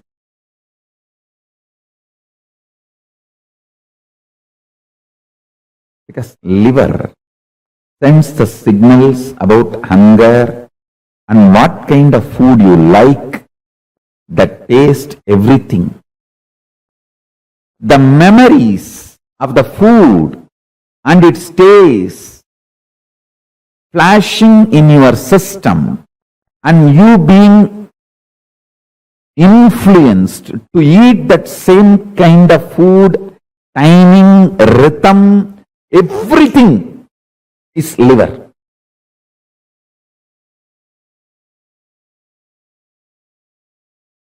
When you don't understand the fourth unit of time, kalpa,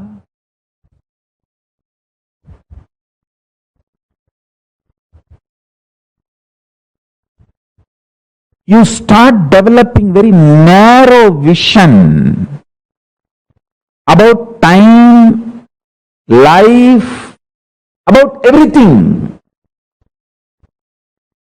Anyone even intellectually understands the concept of kalpa, the fourth unit of time, is liberated from so much of fears. I tell you,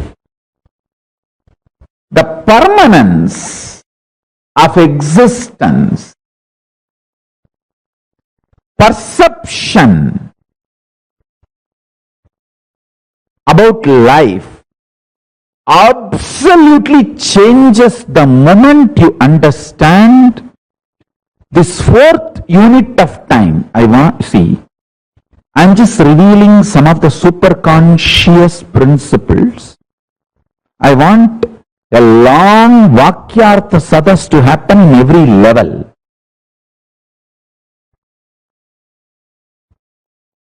Understand? Because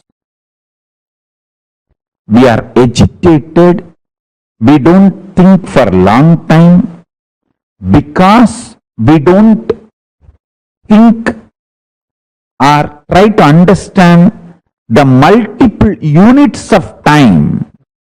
We are just stuck with 3 units of time. That is why all our planning, all our ability to connect with the time, all our ability to understand time stops with the units of years. Whether you calculate for 10 year or 10 million year, whole thing is just within the unit called year. But if you understand the 4th unit of time, kalpa or yuga, the whole realization about you, life, everything will change. The sin of one life theory will lose its base. I call it a sin because of that one life theory. So much suffering for humanity. See whether the greedy way of generating the wealth by destroying the earth.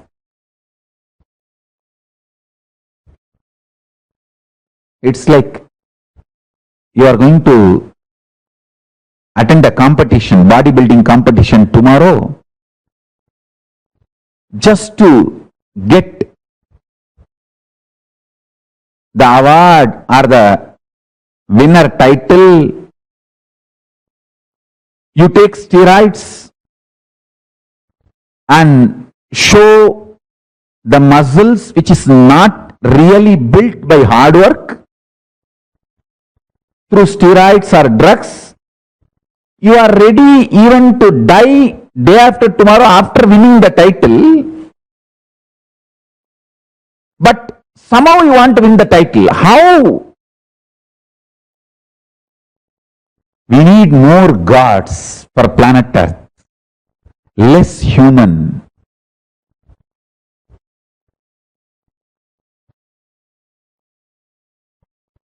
But unfortunately in Indian society,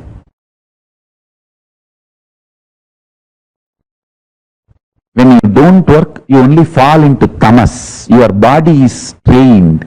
The food, thought currents, lifestyle, everything. Either you are active or sleeping, confused, lethargic, depressed, not in Turiya. But the food style, lifestyle, everything in Kailasa will be, you are unclutched, unclutched, unclutched. The more you are unclutched, more intensely active you are. More you are in Turiya, more active. More you are in Turiyatita, more strategically active. Lifestyle, food style, everything. And understandings about life. I tell you, just this one principle, understanding the 4th unit of time. I am not even explaining the whole Surya Siddhanta. Surya Siddhanta explains not only the unit of Kala, there is something called where the Kala takes turn. Means Kala is described as the serpent eating its own tail.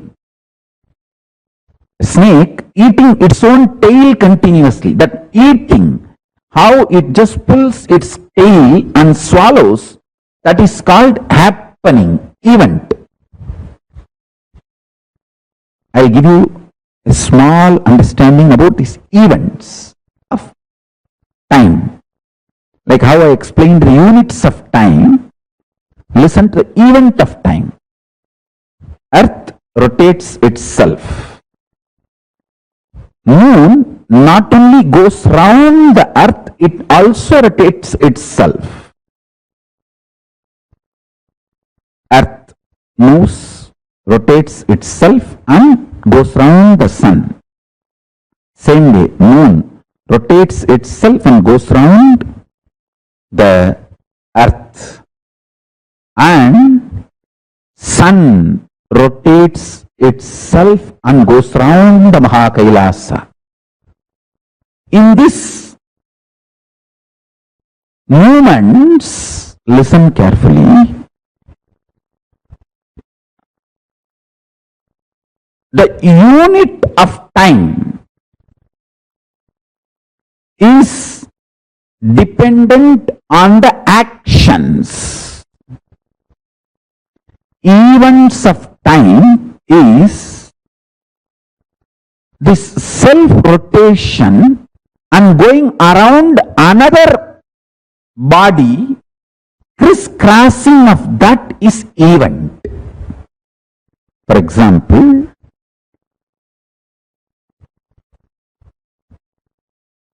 because moon goes round the earth and earth is going around the sun, this crisscrossing is the eclipse. At one point, this crisscrossing happens, means sun is covered by the moon or moon is covered by the sun.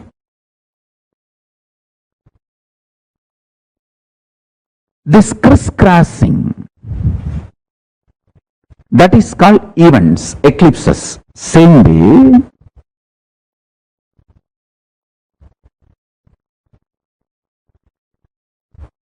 sun rotating itself and going around the Mahakailasa creates multiple events, not just unit.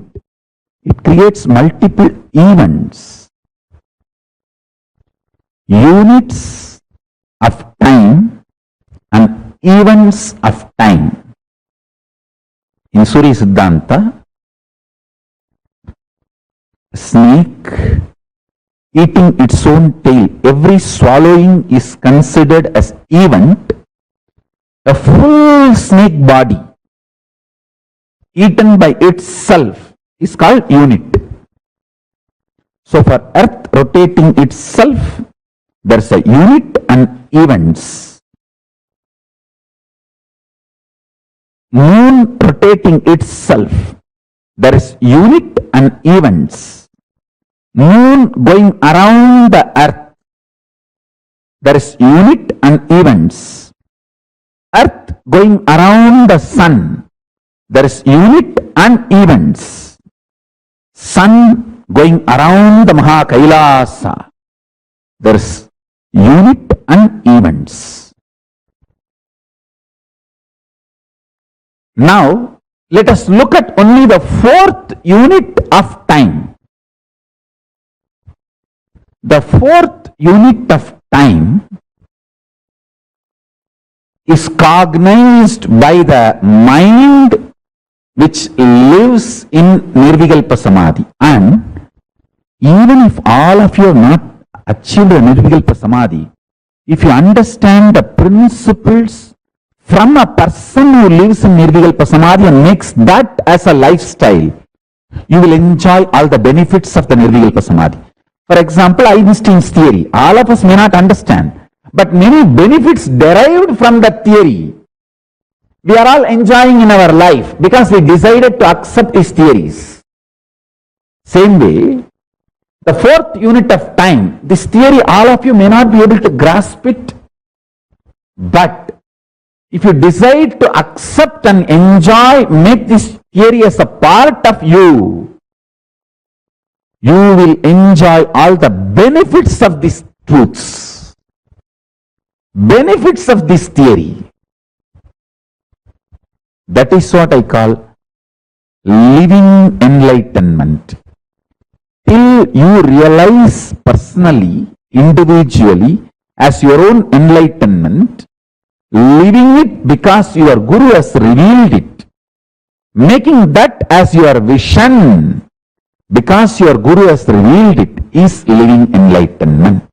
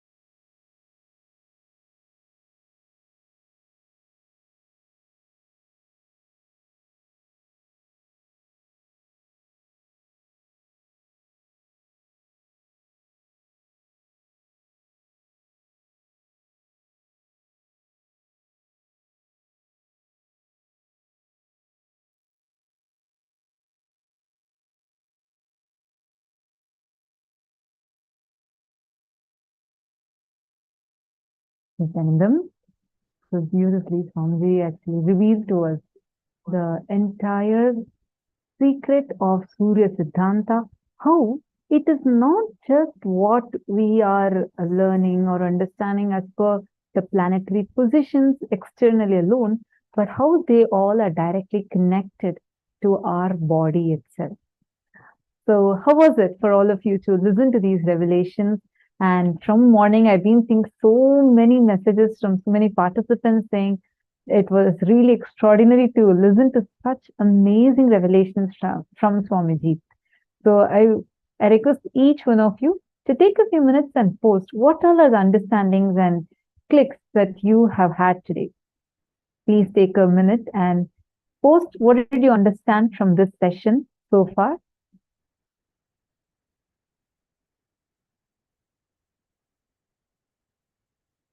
Which part did you really like? What are all the things that you really enjoy when Swamiji revealed about this Surya Siddhanta or explained about how each of these grahas are connected to our own body, everything?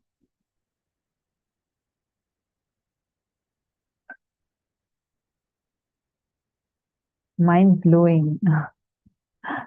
Malarvati has posted. All other participants, come on.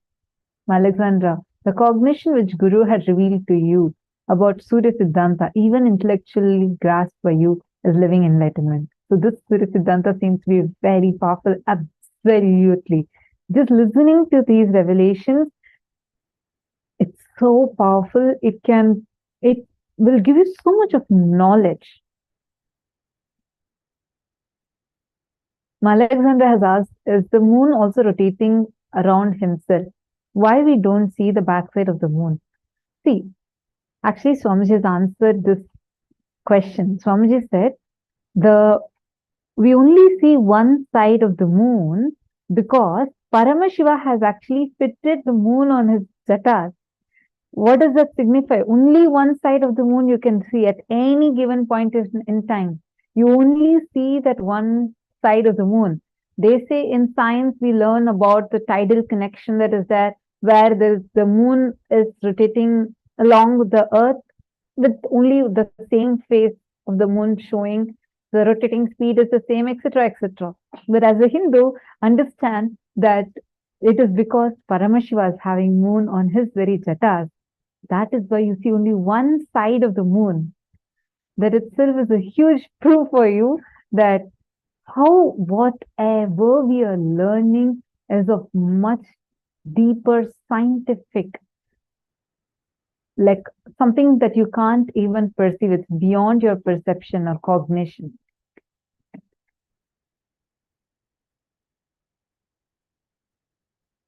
Actually, talking about science and talking about how, if we have to start talking about cosmology, there's so much that we can go on telling. There's so much for us to learn, and there's so much for us to go on telling.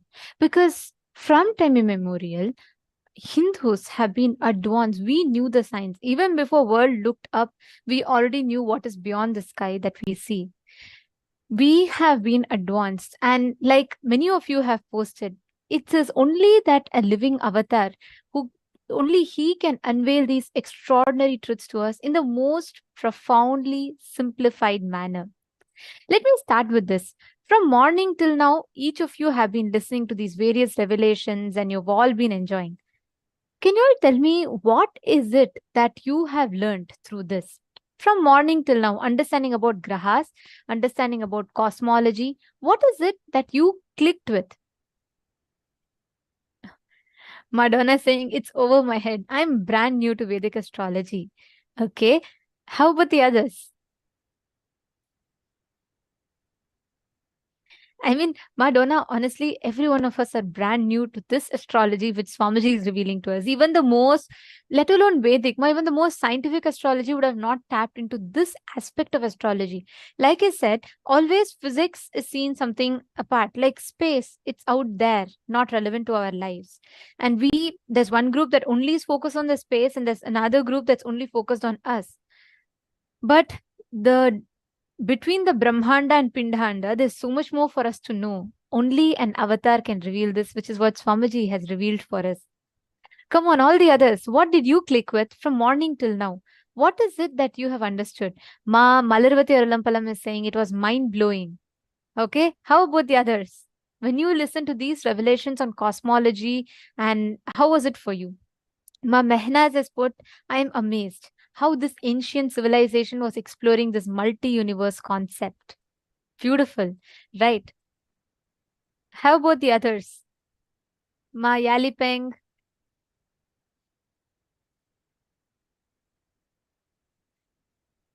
Okay, very nice. So many of you have posted.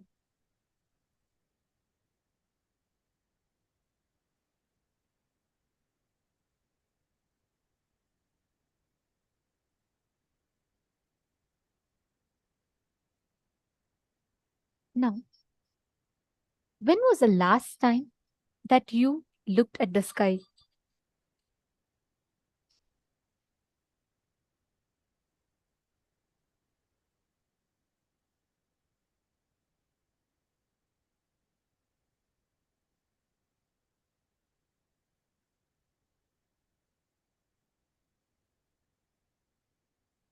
In the last full moon? Or probably the last meteor shower that you saw about? Or even earlier, let's say in your school, when you first learned about constellations?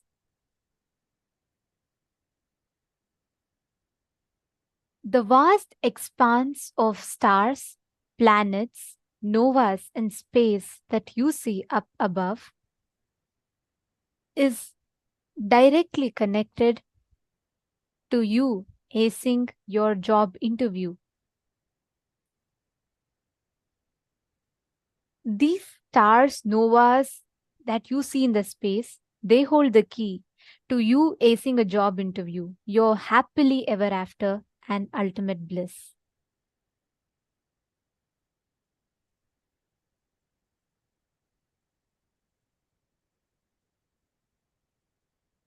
What you know about space, what you have seen, observed, or understood about space, there's a clear distance between us and Mother Nature.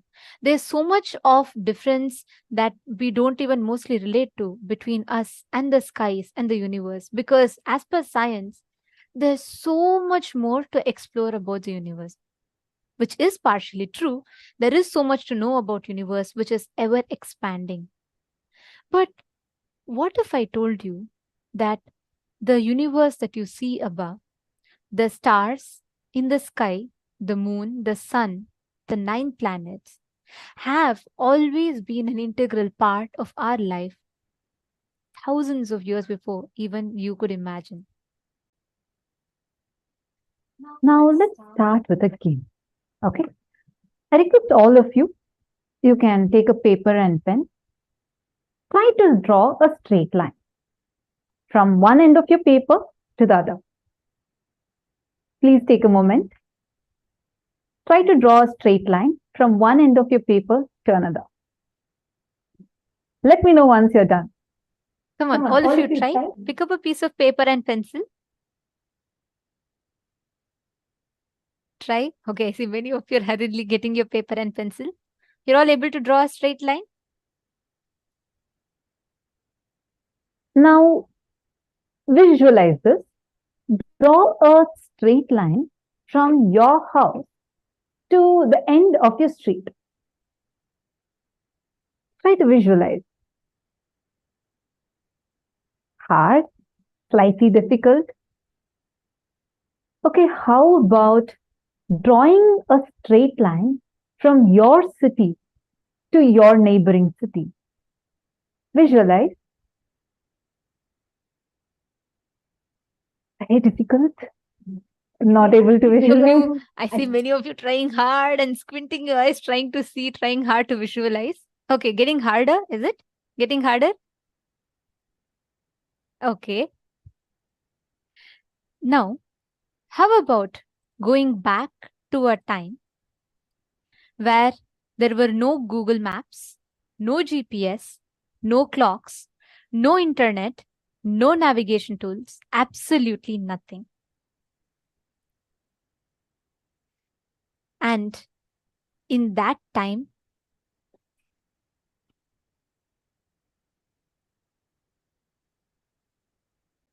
now, in that time,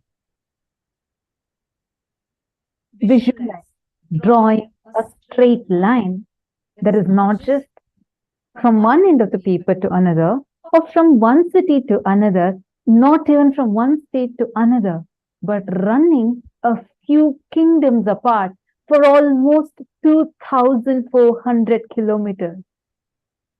Yes, this straight line exists even today, which is united by 5 major Shiva temples. And this is falling exactly in the longitude of 79 degrees.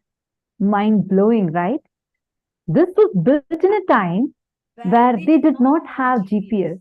They did not have a map. They did not have any kind of fancy equipment or technology that we have today. We were struggling to draw a straight line or even visualize a straight line for a place that we were so well aware of, just from our house to the street end. And forget about even thinking how to draw a straight line from one city to another. But our ancestors had built temples in the exact same straight line that stands tall even to this day, starting from Kedarnath all the way to Rameshwaram. How did they do this? Because our ancestors had access to something extraordinary. They possessed the knowledge of something really, really powerful and amazing. They were having the ability to access this vast knowledge, going as far as galaxies away, not just few kingdoms away, but few galaxies apart. and there were no Google Maps at that time. Here, even with having Google Maps, internet, for us to visualize, it's a struggle. But there were no Google Maps, there was no internet, there was no concept of all of this. But how did they do it? Take another example. What you all see behind us is the Konark Sun Temple in Orissa, which dates to 1250 CE.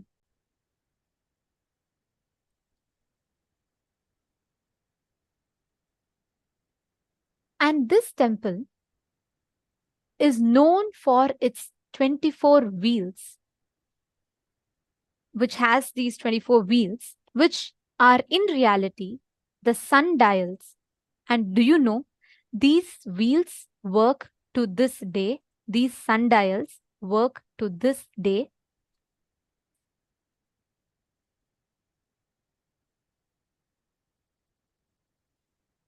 This is an ancient machine that can calculate up to minutes precisely to this day, even to this day. This temple is situated in Orissa, present day India. And this sundial, as you all can see in the picture, has 8 big lines, which divides 24 hours into 8 parts, each of them lasting for 3 hours. And they have 8 small lines, slits in between them, and big lines, which cuts the 3-hour parts into half, which is 1.5 hours.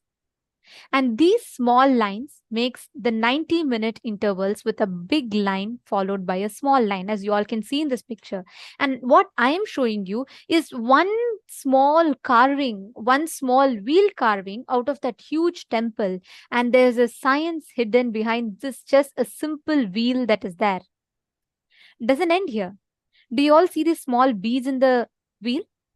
There are 30 beads between a small and a big slits. Each bead represents 3 minutes for precise time measurement.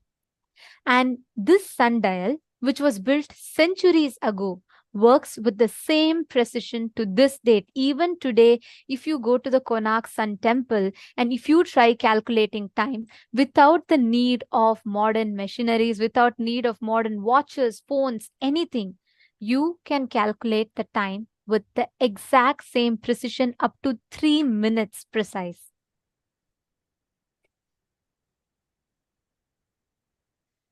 Let's keep this on one side.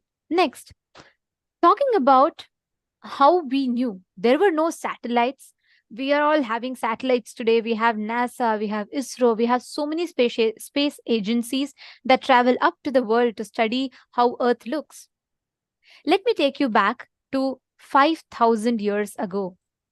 5,000 years ago from today, in the grand epic of Mahabharata, the Purana history of Mahabharata, there's a very beautiful verse which is part of the Bhishma Parva of Mahabharata, the 12th shloka, 6th chapter, and from the 6th chapter, the 12th shloka of the 6th chapter to the 37th shloka of the 13th chapter, the geography of Earth is described in great detail. But I'm not just going to go so elaborate into it. Just one example. The particular verse, the 12th shloka of the Bhishma Parva tells, Sudharshanam pravakshyami dvipam te kuru nandana dviramsho pippalastatra dviramsho cha shasho mahan. Sanjaya says that the earth looks like a wheel, the Sudarshana. Inside this circle, this wheel, there are two portions that look like rabbits and two portions that look like leaves of a peepal tree. Take a guess. What does this mean? Two rabbits, two portions of peepal tree? What exactly does this description mean? Well, let me show you what science, thousands of years later, discovered. This, what Sanjaya described, is a precise description of the polar azimuthal equidistant projection of Earth, which means here Sanjaya is describing Earth in a wheel, and here Antarctica is the center of this wheel and Arctic is in its rim. And the two rabbits, exactly as you can see in the drawing, are the Eurasia and the North America, and the two leaves are Africa and the South America. Here you can see very precisely exactly how, as Sanjaya described, this drawing, the two rabbits and the two portions of a peepal tree leaf. Just try to see the image inverted. You'll exactly see what we're describing. It's so precisely described. This was a time when there were no so-called satellites as per modern science that existed. This was a time 5,000 years ago. As per modern science, Galileo discovered planets and space in the year 1610 CE. All of you can Google it. Can you all Google who discovered planets? Can I request every one of you to take a few minutes and Google? Each of you can Google and post the answer. Let's check if Google is telling you the same. Come on, each of you can take a minute or two and Google.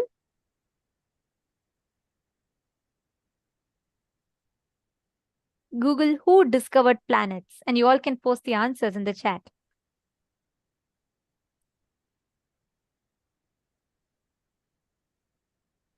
Okay, Galileo. So many of you have posted Galileo.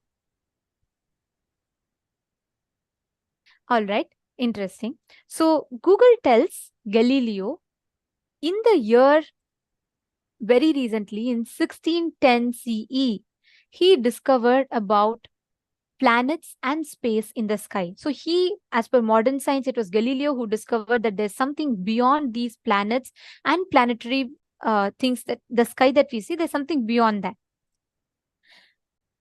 But what if I told you much before Galileo, if I have to be precise, exactly 5,608 years before Galileo did, a Vedic text called the Jyotisha Vedanga, dating back to 4000 BCE, mentions precise astronomical data and various cosmological events described in the sacred scriptures. This is just one part of our Vedas. That's why it's called as Vedanga. It's one part, one anga of our Vedas. This Jyotisha Vedanga, which is dating back to 4000 BCE, precisely mentions about the different astronomical data and the cosmological events as they happened. How did we use this information about planets that are available to us in our day-to-day lifestyle or in our work, in our planet Earth. Example of that is Sri Padmanabha Swami Temple. This Padmanabha Swami Temple stands as a perfect blend of astronomy and architecture. Just see this picture here. This is a rare visual spectacle that unfolds twice every year in Padmanabha Swami Temple. Precisely on the days of equinox, the sun setting passes through exactly all the windows in the Gopuram in succession, both sunrise and sunset.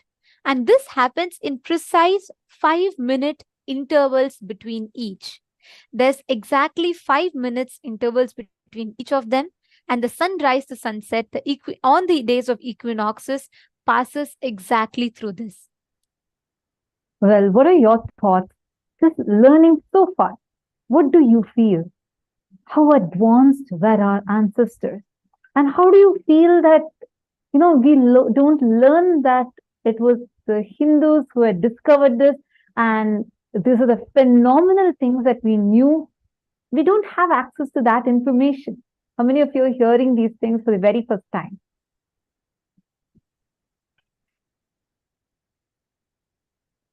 Come on, take a moment and share. How many of you are here listening to this for very, very first time? Yes, first time.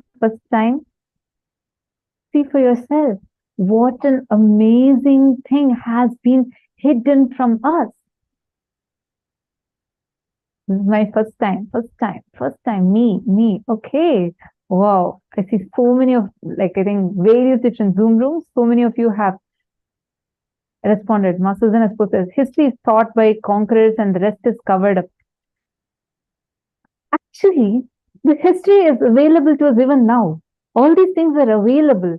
It is not being taught to us, it's being covered. That is why what Swamiji is doing to bring all these sciences, reviving these sciences, making it available to humanity is something too amazing. And extreme sacrifice and hard work goes behind this. And not just that, from morning, every session almost, we had so many of you saying each session was just mind-blowing, what Swamiji was revealing, whether it was about the planets, whether it was about the astrology or astronomy, every science, whether it was about the black hole, Big Bang. Understand all this science that Swamiji is gifting it to us. It is with a lot of hard work, the intense research, the time that Swamiji spent to gift all these to us, and the immense knowledge that Swamiji is sharing all of these with us and making it completely available for free. How do each one of you feel? Can each of you take a few minutes and go to Twitter and tweet your experience?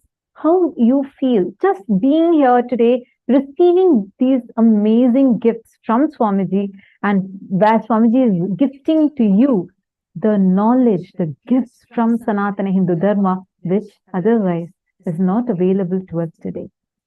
And most importantly, when you see that so many information, so many truths that's so publicly available, like you all Googled and all of you have posted how Galileo is shown as the person who discovered.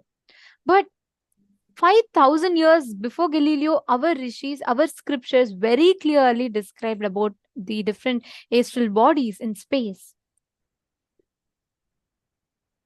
Same way, if you see Rishi Varaha Mihira, who existed somewhere between the 6th century CE, in his book, the Paulisha Siddhanta, he accounts clearly how Earth is spherical and constitutes of 5 elements, which stands poised in the region of spaces, as if in an iron ball held in a position in a cage of magnets. He has so precisely described. This is in the 6th century CE.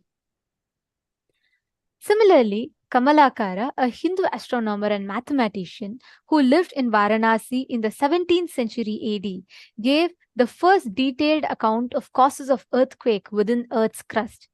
However, the European geologists took another whole century to publish the first basic understanding of Earth's interior and the phenomenon called earthquake.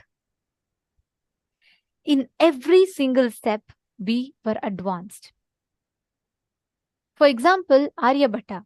In his book Aryabhattiyam, dating 477 AD, mentions about how Earth revolves around the Sun, the distance between Earth and the Sun, and how Earth takes 24 hours to rotate around the Sun, and how Earth rotates on its own axis.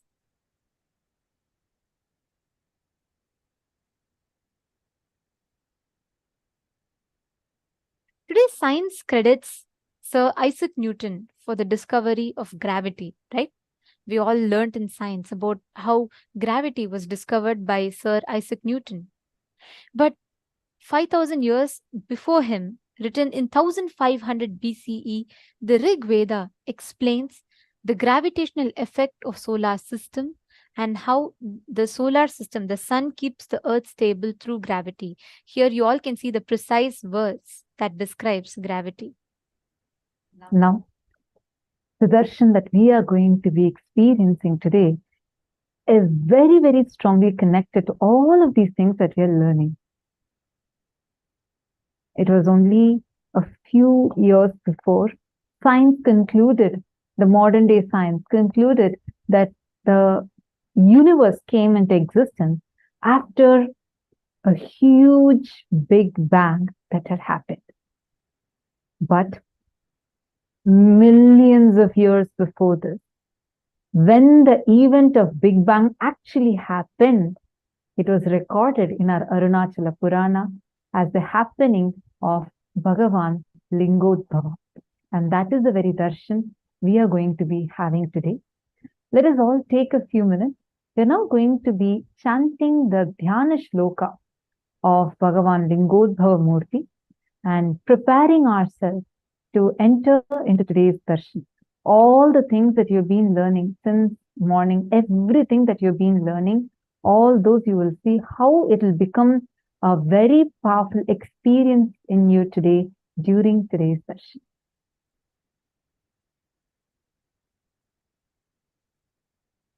Devam garbhagrihasya manakalite linge jatashekaram katyasakta varam cha dadhatam krishnam mrigam chabhayam savyetankamamaya padamakutam brahmachutabhyam yutam urdhvadastitam hamsakolamamalam Lingodbhavam bhavaye. This is a beautiful Dhyana Shloka describing the happening of Bhagavan Lingodbhavam. And today's session is, actually today's day is today's Pradosham. This is the very day when Bhagavan Lingodbhava manifested, meaning this is the exact time frame. Like the whole cosmic alignment is there in such a way exactly how when Bhagavan Lingodbhava manifested it was there. That is why today especially Swamiji is going to be giving all of us the darshan of Bhagavan Lingodbhava Murti. We all are going to be experiencing this powerful darshan today. Now, before we enter into the darshan itself, I want to share with you something really, really amazing. And for this, we request all of you we want to share with all of you how the cosmic descent actually got recorded in the cosmos itself. Like we were just seeing about the phenomenal knowledge our ancestors have had, how precisely, not just in a time where there was no access to technology, they were able to draw the world map and able to describe how the earth was, how it was rotating around, and all such details that we just saw. And even were able to calculate when exactly the Big Bang happened, how it happened, why it happened, everything. Right?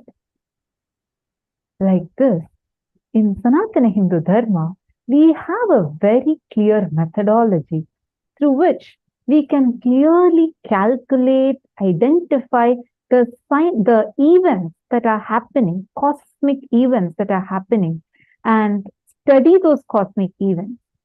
Whenever the cosmos descends down, you can very clearly see some really extraordinary cosmic events that happen in the sky.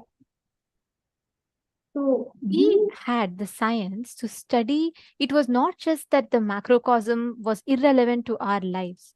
There are so many happenings, cosmological events, when they happen, they convey a profound significance to some happenings in planet Earth.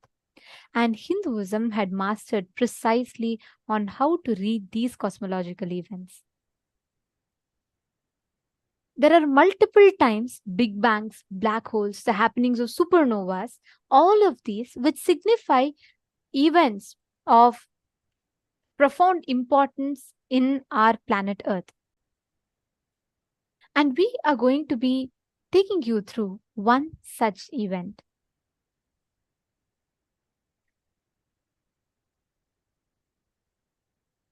For thousands of years, Hindu scriptures have been able to comprehend these cosmic phenomena which are beyond the logical explanation. And we have been able to precisely map these happenings in our daily lives.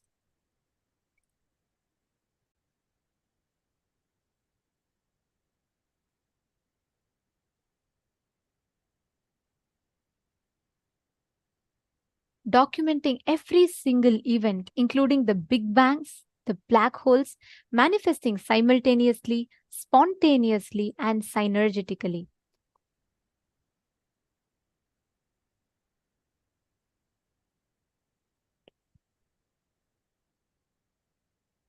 If you see so many cosmological events that happens around, our rishis had the clear signs of identifying their significance, what they had, what they represented, and how we are impacted by them.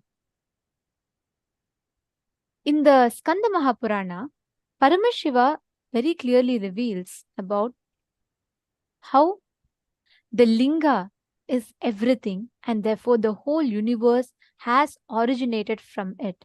This Skanda Mahapurana is the exact Purana where the happening of Lingodbhava is mentioned. And in this particular verse, Paramashiva reveals about how the Linga Udbhava happened. The universe is created from the Linga. The Linga is without the beginning and end, and it is the eternal Brahman.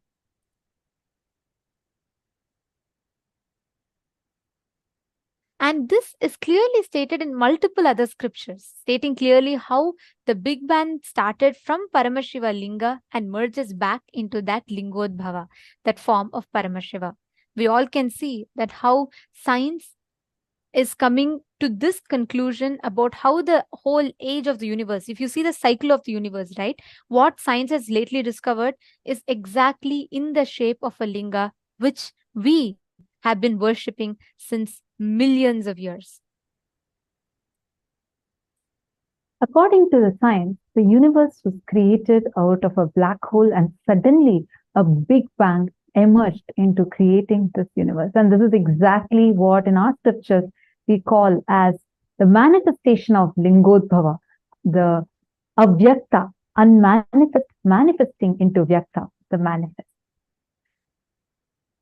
The descent and the departure of great incarnations when cosmos descends, it has been recorded in multiple astrophysical phenomena such as meteors, comets, and supernovas. For instance, if you see when Bhagavan Ramana Maharshi attained Mahasamadhi in 1950, thousands were witness to an illuminous meteor traveling across the sky. Like this, there have been multiple such events that have been clearly recorded, and something very, very phenomenal, exactly like this, happened on the 3rd of January, 1978, exactly when Swamiji, the Supreme Pontiff of Hinduism, descended on the planet. On the 3rd of January 1978, the exact moment that Avatar descended. Let's start with the birth. Let me describe exactly the experience of birth, the experience itself is really wonderful. There was no dual or two things. First, it can be said even in the way like a light covered by light. There was no experience, experiencer and experienced separately.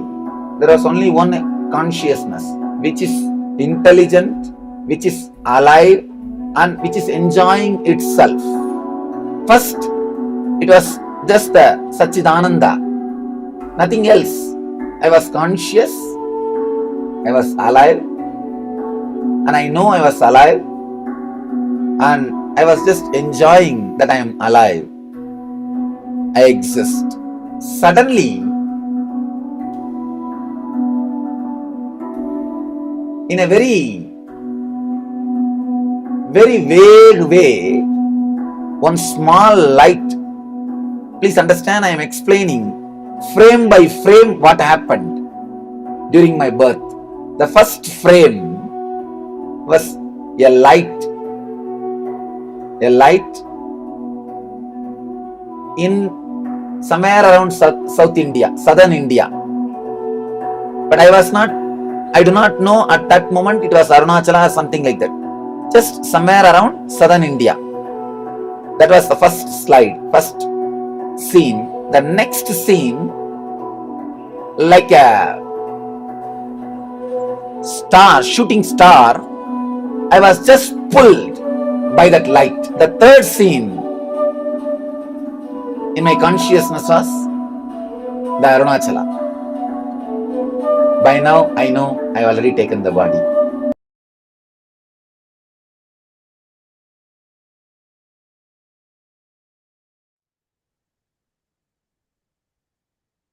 This was clearly recorded in the modern day science.